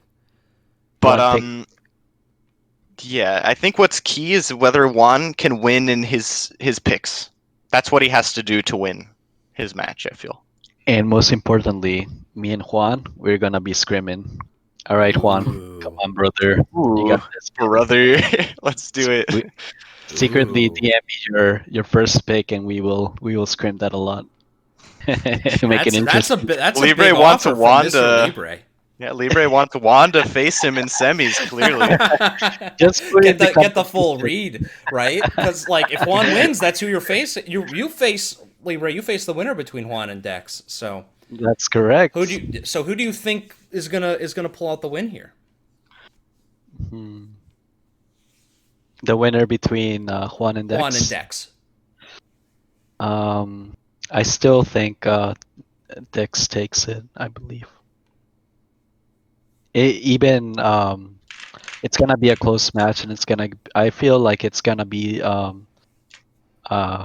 maybe to the third game. Juka? Yeah, like I said, it could be a 2-1. It can go either way, but I think Dex is definitely favored here. All right, Tomato. Yeah, this is honestly a toss-up for me, and I'm rooting for my boy Juan. Big shocker. All right, I still think we got scammed out of our King Boo lockout, and that the organizers robbed us. But I kid, of course, I kid. But so even though I'm rooting for my man Juan, I think Dex is probably favored, but it's very close in my mind. I agree too. All right, well, I am outvoted then, 3-1. Sorry, Lego. That's all right. 3-1. And now we've got a couple more matches to talk through. I know this is an extended episode, but we've got more to talk about, and we got a very interesting one: the grudge match. The number 1 seed out of 3B, Urbani, versus Wild Jeff. What an overrated match. No, I'm kidding. I kid. Well, I don't want to beat the dead horse that's already beaten to like a paste, and it's sort of like been sitting on the road. That's what it is like at getting this point. warm, Yeah. and the flies have already sort of picked it clean, right? But like, there's no love lost between these two. I think just from how Wild Jeff is setting himself up as sort of like the perpetually speed bullied against Urbani, who is just the fastest boy in Division 3. I think is the best way to put it. Speedy lad, great routing. Has sort of has the speed to compete with Division 2, and sort of but has demonstrated routing weaknesses that are exploitable. And is that enough of an opening for Wild Jeff to take a victory? Is the $1 million question. I think no, because I think Urbani is at least going to play 2 of 3 games in which he will route well, because I believe in Urbani's routing. I think he's a pretty dang smart router the vast majority of the time. And because I think Wild Jeff is being held back by his mentality, because he's lost to Urbani in scrims. And he said that he really feels like it's really hard to beat Urbani. Like, he does not feel confident at all when it comes to beating Urbani. is my understanding. And if you don't go in with that confidence, how do you expect to win? Yeah. Yeah, Urbani's a tough opponent. In my scrims against him, I'm like 0-2. I have not won against Urbani yet. But he can have a little shaky routing sometimes, IMO. He is like he came into the league very fast, but like really lacked routing because he's like zero bingo experience going into the league. Had the coaching of Jeff Compass, Another noted speed bully. Indeed. So I feel like if Hefe somehow is able to route around Urbani's speed and just route around him, I think Hefe could probably secure this. It just kind of depends on how well both of them route, honestly. And Hefe obviously being much slower than Urbani being the fastest player out of Div 2 and 3. Yeah, easily. I think that's the case. Yeah, it is. Yeah, it's kind of crazy. Rick's got a PB, dude. So I think Hefe could probably win it, but Urbani could probably also win it. It's kind of the same case with Juan and Dex. It can go like 2-1, and it can go like either way. This is no secret, but there is a style to play. I recommend this to all 3A or 3B people facing Urbani. I faced Urbani. I don't know if many people know this, but I faced Urbani and I was able to take 2 games from him. And in the second game, a very curious thought. It was a card where I just literally just did the hardest pinna rush with Delfino over the delayed Delfino, and just like my first click was in pinna, and the whole time Urbani was thinking, did I just snipe him to everything? And he was very surprised to everything. But I feel like not going where Urbani is going is very important, and not trying to not to get sniped against him is very important, and possibly trying to work around that and trying to get to late game if it's a late game card oriented.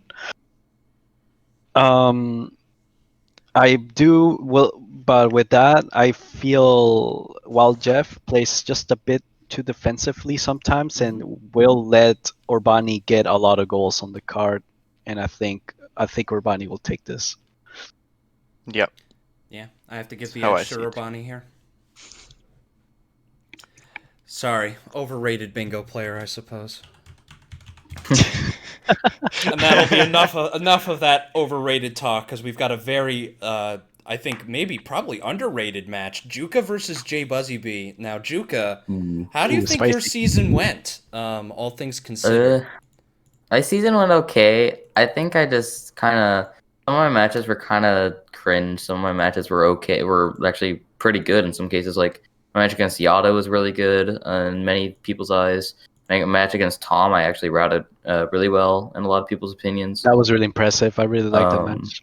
I think the opinion that's most important is your opinion on your matches. Yeah. I think, but in my opinion, my season was kind of shaky. Some of my matches, again, like some of my matches were kind of cringe in my view. Some of my matches were actually pretty good. I think my match against, I'm like the only one that has this opinion, but my match against Dex, I'm really proud of, because I was able to like kind of route around him in invasion, considering like he kind of had an advantage at the start, getting the start I wanted to get, but I was able to route around that, and I was really happy about that. So when it comes to me versus this J-Buzz, I think I can probably do well. I'd say, I mean, I haven't really watched any of his matches, but I've heard his routing is pretty good, but can be shaky sometimes, just like mine. I do have a speed advantage a bit, but that's about it. I think I can probably win, but I don't know. You can never know. I'm gonna agree with you on the following bases. So I think you and J-Buzz are actually relatively similar, and that you have like a collection of very, very strong matches and then like comparatively weak matches. Like, I guess a little bit less consistent. But I will say that I think what will help you out a lot is you have a lot more experience, or like a lot more recent experience, because J-Buzz has been around forever from my understanding. But you played in season 1, you know? Like you've been on the bingo, you've been playing scrims a lot as well. Yeah, and I just feel like you've played relatively consistency, especially towards the back half of the season. Yeah. So I have faith, you know? Yeah. Kill it out there. I have faith in myself too, but I don't want to get cocky. I don't want to get and I don't want to get egotistical either. I think it's going to come down. Yeah, I think it's going to come down to a mental game for you, Juka, more often than not. I think if you drop the first game, your chances of winning the best of 3 go down tremendously. I think you need to come out of the gate strong, because I think that like you mentioned, I think both of you have sort of variable sort of good days in routing, bad days in routing, right? And I think that of the two of you, the person who is most mentally affected by a game 1 loss is probably you over J-Buzzy B. I think that J-Buzz would be able to bounce back from a game 1 loss, and I think it's tougher for you to bounce back from a game 1 loss. And feel free to tell me I'm completely fucking wrong if that's the case. But I that's just the sense I get after hearing you decompress after matches, after scrims, talking about your mentality in gameplay, right? Like in a best of 3 situation, if you don't get off to a strong start, I feel like you're at risk. Yeah. And honestly, in a best of 3 situation, I think I could probably do better than last season. You guys all saw how that went. That's a classic match. Bad memories, but also good memories at the same time. I'm pretty sure Lego had very good memories with the ending. Me and Peaches had a bit of a time in those matches. I will put it lightly. But back on topic, I think I can do better. I've been feeling a lot better mentally lately, ever since I beat Tom 13-5. And I got pretty close against Libre in our rematch and our main match as well. I've been feeling a lot better mentally about my whole state of things. But it still kind of depends, yeah. If I lose the first match, that could possibly affect me, you know. It could make me actually kind of choke a bit at the end. Just to give a little tip to Juka, let's not forget that J-Buzzy has been around in the community for so long, being a pre-gelato runner himself. Sometimes if there is a card that is a really good gelato, I feel like he tends to grab. J-Buzz loves his gelato. There's one thing that I've noticed. He loves his gelato too, you know, like gelato 3. Like I feel like. What do you think his favorite flavor of gelato is? It's a good question. We gotta ask him. Gotta get him on. Gotta get him on the pod. Yeah. Oh, that would be a great podcast. But no, continue your post. I feel you need to watch out for cards that are like, oh, this card, like, you know, sometimes when there's cards where, oh, it's a sneaky gelato play that it could be really good. You need to watch out for those too, because I feel like he tends to gravitate towards there. Even in draft, he'll notice 4 from gelato, 5 from gelato, right? And he doesn't have the same revulsion as I think most bingo players have towards like an early gelato commit or an early Serena commit, and his speed is enough to be able to make those plays worthwhile, especially against slower players. Now he'll be going up against a faster player in you, so it'll be interesting to see if that sort of plays out the same. But I think at the end of the day, right, it's going to come down to who wins match 1. Yeah, I agree. I think it's going to it may be a 2-0 series, but I think it's all going to be off the bat, or 2-1, but I think it's all going to be off the back of the first game. But then who gets that first game? You have choice of format, Juka. I do have choice of format. I hate to put myself on the spotlight, and I never want to I never want to be all like, oh yeah, I'm gonna win. I never want to be a like ego. Yeah, no, we know that. Yeah. But I think I could probably do it. I feel like I'm kind of favored, especially if I have a variant choice. Yeah. I'd be inclined to agree. I think the variant choice pushes it over the edge. I think you'll go to a format that you're comfortable with game one, and I think that if you're comfortable on the format, you should be able to route around whatever J Buzzy B throws at you. Yeah. Libre, any addendum to that? If Jukatox takes it, I believe it's gonna be a 2-0.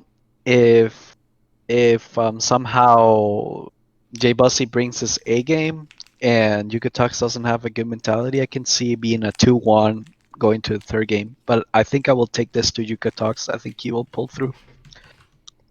Juka it is. So we go into the semifinals, and I want to note because the sub theme of this was like Division 3A versus 3B. Entering into the semifinals, now that we're out of the buys, there are 3 Div 3A representatives in Libre, Dex, and Juka, and only one from 3B, but that is a pretty big one from 3B. It is a pretty big one. I will also say that in the second round, we did have, or in the first round, we had more 3B players winning than 3A, and I think that's kind of reflective of how the divisions sort of work. Where I think the top of Division 3A, there's like, it kind of goes in stages. Where I think Urbani is, this very big one, big surprise, right? Then I feel like the next sort of level is like more filled with like 3A players, like the 3 others who we have in semifinals. Then after that, it like swings back to 3B, where we have like a lot of solid like lower-ish level players. Yeah. I agree. Yeah. I think it's also sort of indicative of sort of the way these divisions sort of shook out as well, right? If you think about sort of how the division sort of stratified, you have this sort of top cachet of the top 4 of 3A. And then in 3B, you had Urbani, and then this huge scrum at like 8-3, right? And like 7 and 8 wins that all sort of like were variably winning and losing against each other and all that sort of stuff, right? So like there's a big middle cachet in 3B that was very strong, and then there was like a nice cachet at the top of 3A that was very strong. And I think that reflects in how we've sort of picked our winners going through these divisions, right? We picked Mojungo to upset Jer, a quote unquote upset, which resulted in more of a representation of 3B earlier in the bracket.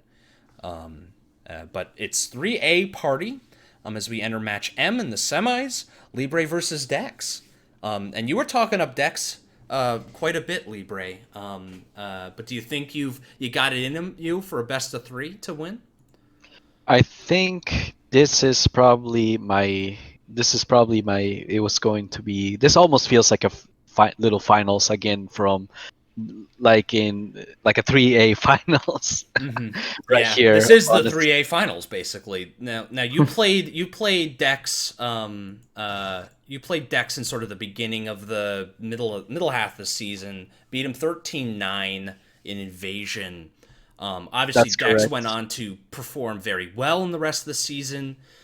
He sort of went in a winning streak after that. He sort of like stood up and was like, okay, no, I'm gonna do better, and he just became even better than that. And I haven't screamed in a while too, so Dex is doing way better since that game, and it was, I think I remember it was a little mistake he made, and he let me click something that cost him somehow the game, and of course that was Invasion, so like in other formats maybe he's favored in against me, but this is I think this is going all the way to game 3, honestly. This is gonna be such a close match, and I don't obviously I like I'm repeating Jukatox here. I don't want to be cocky. I don't want to decide the match already. We haven't even like gone through our break yet. There's Yeah, so much things that can there's still a lot of happen. distance, right? I invite Dex to scrim me. I would love to. I'm not scared of playing him against him. Not at all. I Ooh. would love to play with him more and practice with them. Let's do it, man. Dex seems down. And So I'd then, love to see it. I don't want to be. I'm not a one of those people who would say oh I'm I don't not a want to hater scrim or you until I anything. play you, right? Yeah. I don't want to I hide can my get that. I don't. strats or Yeah, anything. yeah. Like I'm down to even scrim my weakest or my less played. I think I didn't play Rogue Control or Connect 5. No, I've played Connect 5. I think I'm down to scrim variants that I haven't played throughout the season as well to spice things up. So Well, then let's ask Juka then. So Juka, what's your thoughts on the you Libre guys should Dex pick for best of me, three? honestly. I don't. That's what we're doing. That's what we're doing. I want to hear because Juka's played both of you. That's Yeah. true. He does know both of us. So Juka, you see this potential matchup. What do you think it's going to come down to? It's going to be really close. Like, really close. These two players are definitely top of Div 3, alongside Urbani. And, yeah. I believe we are the only players that have taken games from Urbani and Scrims, too. So, Yeah, it's true. That Scrims is rare different, by the way. Yeah. Scrims are different because in Scrims you're allowed to do something that you would not normally do in tournament play as well. You're allowed to take some things. There's no pressure on the line. And you're allowed to do stuff that is,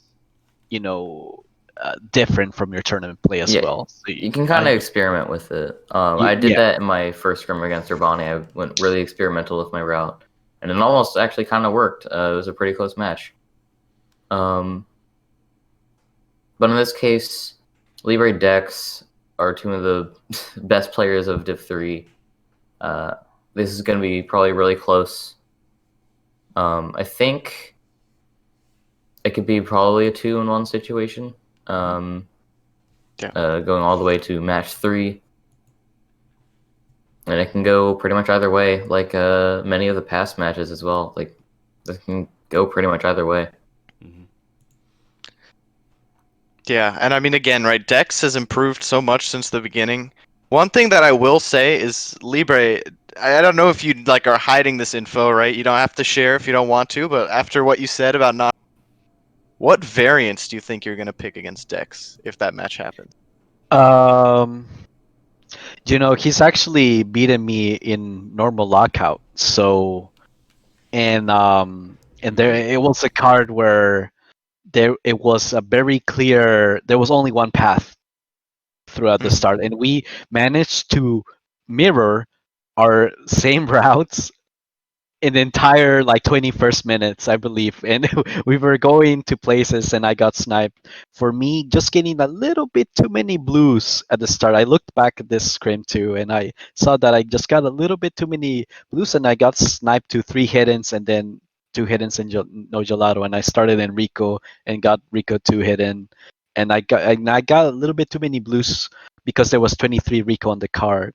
So I think this is, I don't think the variants necessarily matter for us. I think it's, if we're going to bring our A game and play, I don't think we have weaknesses in variants. Maybe I do have a weakness in road control against him. Maybe because I haven't played road control a lot. But I did scream that quite a bit against a few 3B players. But I think this, honestly, the first match really matters, because if I just start getting sniped and I will drop my morale low, I feel like Dex could honestly take it. Yeah. Yeah, I do agree that me and Dex sometimes we route similarly, not all the time, but just a few scrims. I noticed that we picked the same thing, and I went out to collect just a little bit too many blues, and he ended up sniping me towards some early rush goals, and that put me behind the entire match, and turned out to be one of those matches where you're just behind on everything. Yeah, Yeah. I'll let you guys pick this one for sure. I don't you wanna don't wanna pick. be in on this. This feels like a 50-50. Like It feels like a 50-50, but if there's one side I may have to give the edge to, it might be Dex here. I think that I agree. I think Dex will, if Dex makes it to this point, Dex will have come in very hot. Will have coming off a win against Juan. You will The have just momentum. played true. me, right? Like, and so I think that it's close enough that we have to sort of think about, okay, what happened in the rest of the season? How did Dex sort of shake out? And Dex has played spectacularly in the back half of the season. Not to say that you haven't, Libre, but I think that the Dex that lost to you in the middle of the season is not the It's Dex not that the will be same playing Dex. you in this match. And Exactly. I think that you have to sort of drill down into who's going to play super well. It could be either of you, but I think I have to give the edge to Dex here. Got a little bit of chip on the shoulder, might be able to upset and get sort of revenge for that midseason loss and make a play for it. So that's what I'm picking. But I agree. I think it's going to be very close. It could go I could definitely see either that. way, but I have to give the extra 1% edge to Dex here. I see it very similarly. Also, like I haven't played either of you, but I have heard like more and more about like this Dex improving and improving and improving. And then he has all these like scrim wins against Urbani, and he's scrimming all the time, it feels like. Scrims against me too. He beat me 2-0 in scrims too, I believe. Yeah. So like I don't know if that's indicative. Again, I think this is an extremely close situation, Mm-hmm. but I think just from like word of mouth that I have, I'm gonna have to favor Dex.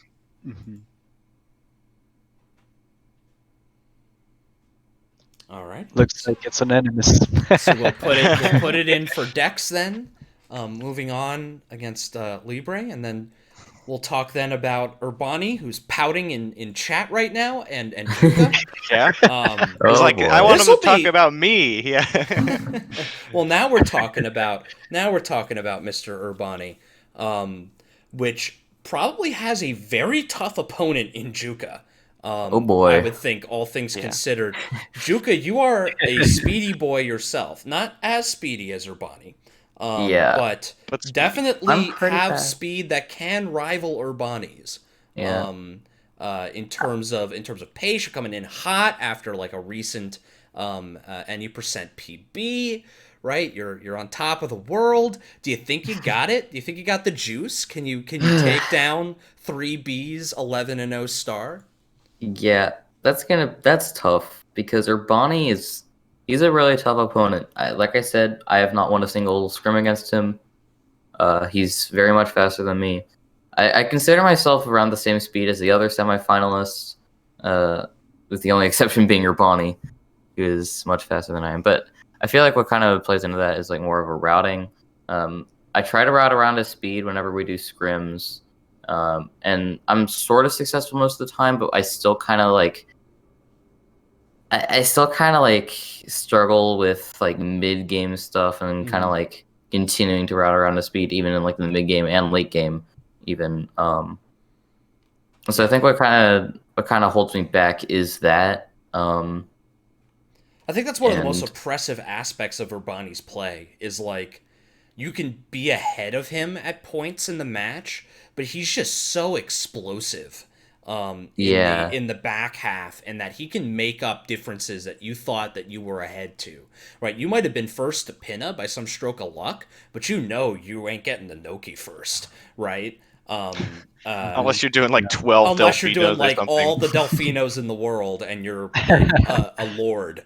And that's the thing that you have to be able to beat is, can you beat the explosive speed in the mid game of Urbani? And I think that's a tall order for anybody to be able to do. Urbani's put in the work, has put in the scrims, has put in the time, has grinded the ILs, has improved in all facets of his gameplay. This and man's his bingo Gelato 15, like, right? He is the BMOC of Division 3, and you show him respect, or you're gonna show him respect at your own peril.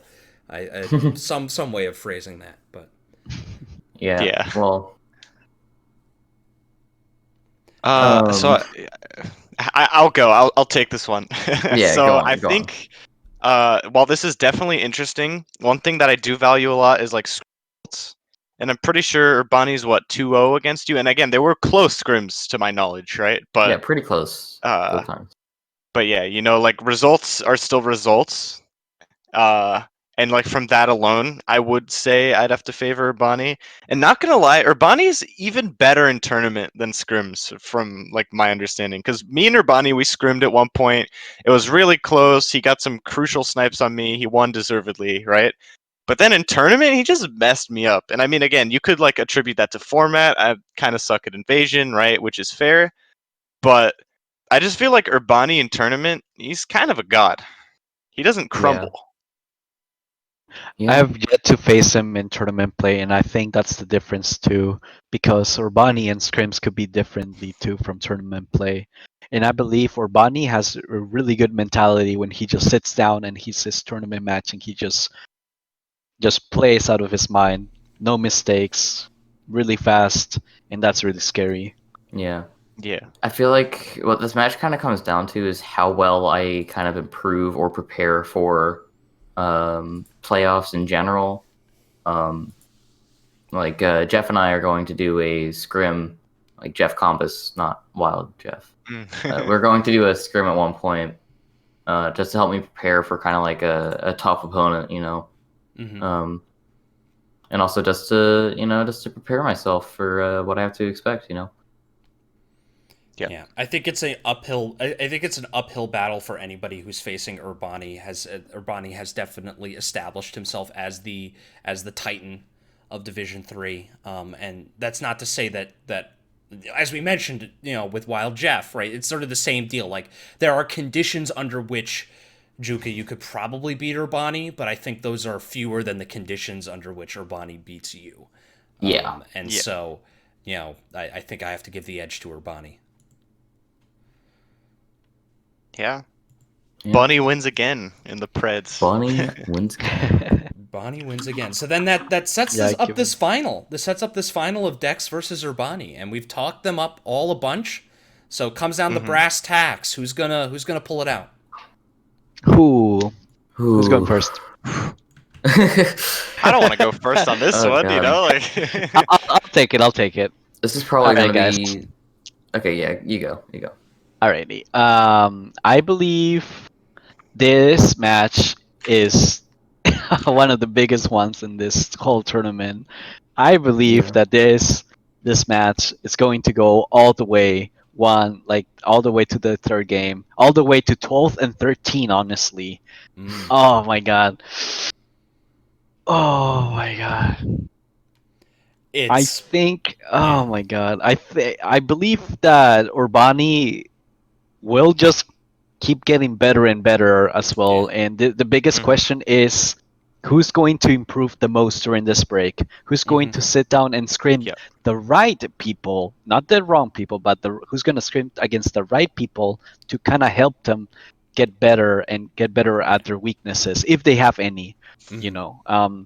I do believe that Urbani will find a way to sort of use his speed advantage and route. And I do believe that Urbani will come up on top. I believe. Yeah, I think it's gonna be super close. I believe.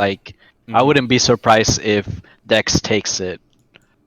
Yeah, but if I have to pick, it will be, I believe, Urbani. I think you touched on it a little bit in terms of preparation and who's going to get better and better.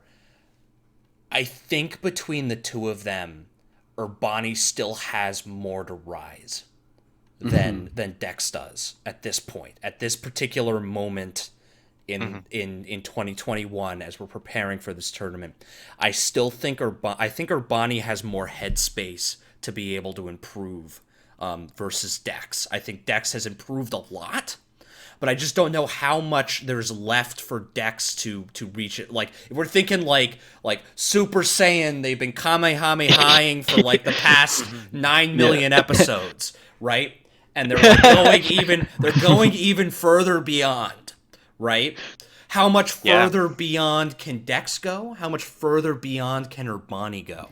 And I think Urbani has like the potential and the headspace and the room for improvement that could put him up there as like one of the top competitors in Div 1 very soon. Like, this is like almost like a Jeff Compass level of like growth over an even shorter amount of time, right? If you think about Jeff, starting out in bingo like 9 months ago, even, I think is sort of the rough amount of time, and is already sort of able to really scrim and put in the effort and the work and play well against Division 1, right? I see Urbani on that trajectory. I think Dex has that potential as well, but I just don't know if there's enough time between now and when they're going to play that Dex can explode that much far forward, whereas I think Urbani is just continuously pushing forward, and I think has the edge in that matchup just because I think that he has more headspace to improve at this moment, right? Yeah. I think both of them have great potential in a Division 2 setting. Don't get me wrong, and I think that that's sort of the benefit at this point. It's basically for bragging rights to who wins this match, which makes it all the more luxurious, right? That is true. They will be the top two for as far as promotions go. They will be first on the list to go up to Division 2. So this is for bragging rights, and this is for to put your mark on the bingo league, and I think Urbani is poised to do that. But I don't think I don't think that's a controversial opinion by any means. Yeah. Just a little question. So Div 3 didn't really do this last season. But will there be a tiebreaker for third place? I don't know if we've decided that. Oh, like a third and fourth match? Yeah, Juko, like when are we playing our tiebreaker, dude?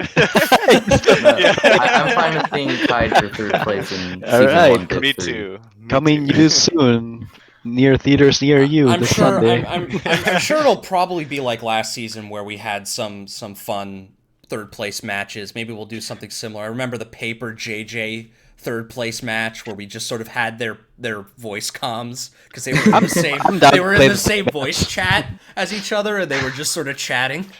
And so we were cutting between the commentary and their sort of discussions about what they were doing, and it was illuminating. That was a lot of fun. So I think the door's open for third place matches. I could see me and Jukup also playing a third and fourth place match too. That would be hype. Yeah. There's lots of great matchups that hopefully we can showcase in the off season. But I think for right now, for what we're trying to determine, I think Urbani's got this. Yep. Yeah. All right. If Dex decides to scream me every day and work out his mind, maybe I'll change my prediction too. Well, that then will set the official 1st to 13 prediction bracket for Division 3. Yep, we'll post it somewhere. It ends with Urbani going 12, 13 and 0, 13 and 0 for Urbani, winning against 14 and 0. Yes, 14 and 0 because he has to win against Wild Jeff, win against Juka, and win against Dex. That's 3 more wins to go 14 and 0. So we'll hopefully see Tom Dollars in there spamming Urbani 14 and 0, Urbani 2. Yep. As you love to see it. And we have gone well over time. As well. Very much so. Yep. But we had a lot of good discussions. Any closing thoughts on the playoffs and looking forward towards this week off and the first crop of playoff matches next week? I'm excited. I don't know about you guys. I'm really excited. I want to This see how it all is plays out. just talking it over with y'all has gotten me so much more excited for these Yeah. playoffs. I cannot wait for these matches. They're going to be so much fun to see in all the divisions, but especially Division 3, just seeing all the best, the cream of the crop, and we'll see who will rise and who will stumble to the wayside. Yeah. It's going to be a lot of fun. Yep. And And I mean, if I'm not- at the end of the day, right? Like, we have these predictions, but this is basically like a lottery. Like, so Yeah. many of these matches are so exciting. Mm-hmm. And they could go either way. Yeah. I'm just hoping to farm the channel points. That's what it's really about, is the channel points. Yeah. Yeah, I got robbed of like 60k the other day. I'm still salty. Like, Holy crap. It's That's a less lot. than 10k channel points, and it's basically if I vote for somebody, that person will actually not win. yeah, same. And if I'm not mistaken, I think finals week actually lands on my birthday weekend, so that's Ooh, cool. very exciting. Let's go. A birthday Party. present from the Sunshine community all the way to you. That's a fiesta, brother. Well, as we Brother. mentioned, there I is love a how you say yeah. brother, dude. It's different. Well, as we mentioned, there is a week off. There will be some showcase matches. Be sure to join the Discord, sms.bingo/discord, to stay up to date on what programming we will have for you this week. The playoff matches will start next week, the week of the 15th of March. Probably starting sometime on Wednesday. The Discord is the best place to get all the information about the upcoming schedule, chat with all the competitors, get notified whenever a match goes live, as well as maybe joining the commentary team and chatting with all the people on the podcast. Lots to do. Yeah. sms.bingo/discord. Don't know how up-to-date the site's going to get for playoffs. That's a bit of a big lift. We may just have a hot link on the homepage to the bracket spreadsheet and do it all in Google Sheets like we're old folks, like the olden days before we had fancy websites and all that. Days of SMS Skype calls. Yeah, maybe not that old. Maybe not that old. Long those days are gone. But just one more thing, don't be afraid to scrim, everybody. Don't be afraid to join the community. Even if you don't play the game, join us and just share the love of this game. With that is SMS Super Mario Sunshine for the Nintendo GameCube. Yeah, it's such a unique bingo experience, and you're gonna see the best of it in these coming weeks. So do not miss it. Be sure to drop the follow on Sunshine Community and Bingothon, working together to host this whole tournament. But that will unfortunately bring this super extended edition of the First to 13 podcast to a close. Thank you again so much, Juka and Libre, for joining us. It was a pleasure having you guys on. Thank you so much. Thank you so much. Thank you for your time. Thank you for your love for this, for your time and dedication to this First to 13 podcast. It's a lot of fun. It's a lot of fun to have people on, all the diverse voices of the Sunshine community, trying to bring them all together to chat about this game we love so very much. If you love First to 13, you can find us on anchor.fm/sms.bingo or wherever you get your podcasts. They tend to get uploaded about a day after we broadcast them live. Our intro and outro music is the Rico Harbor remix by Kumu. Thank you so much to them for providing the sick jams. And that is all for us here.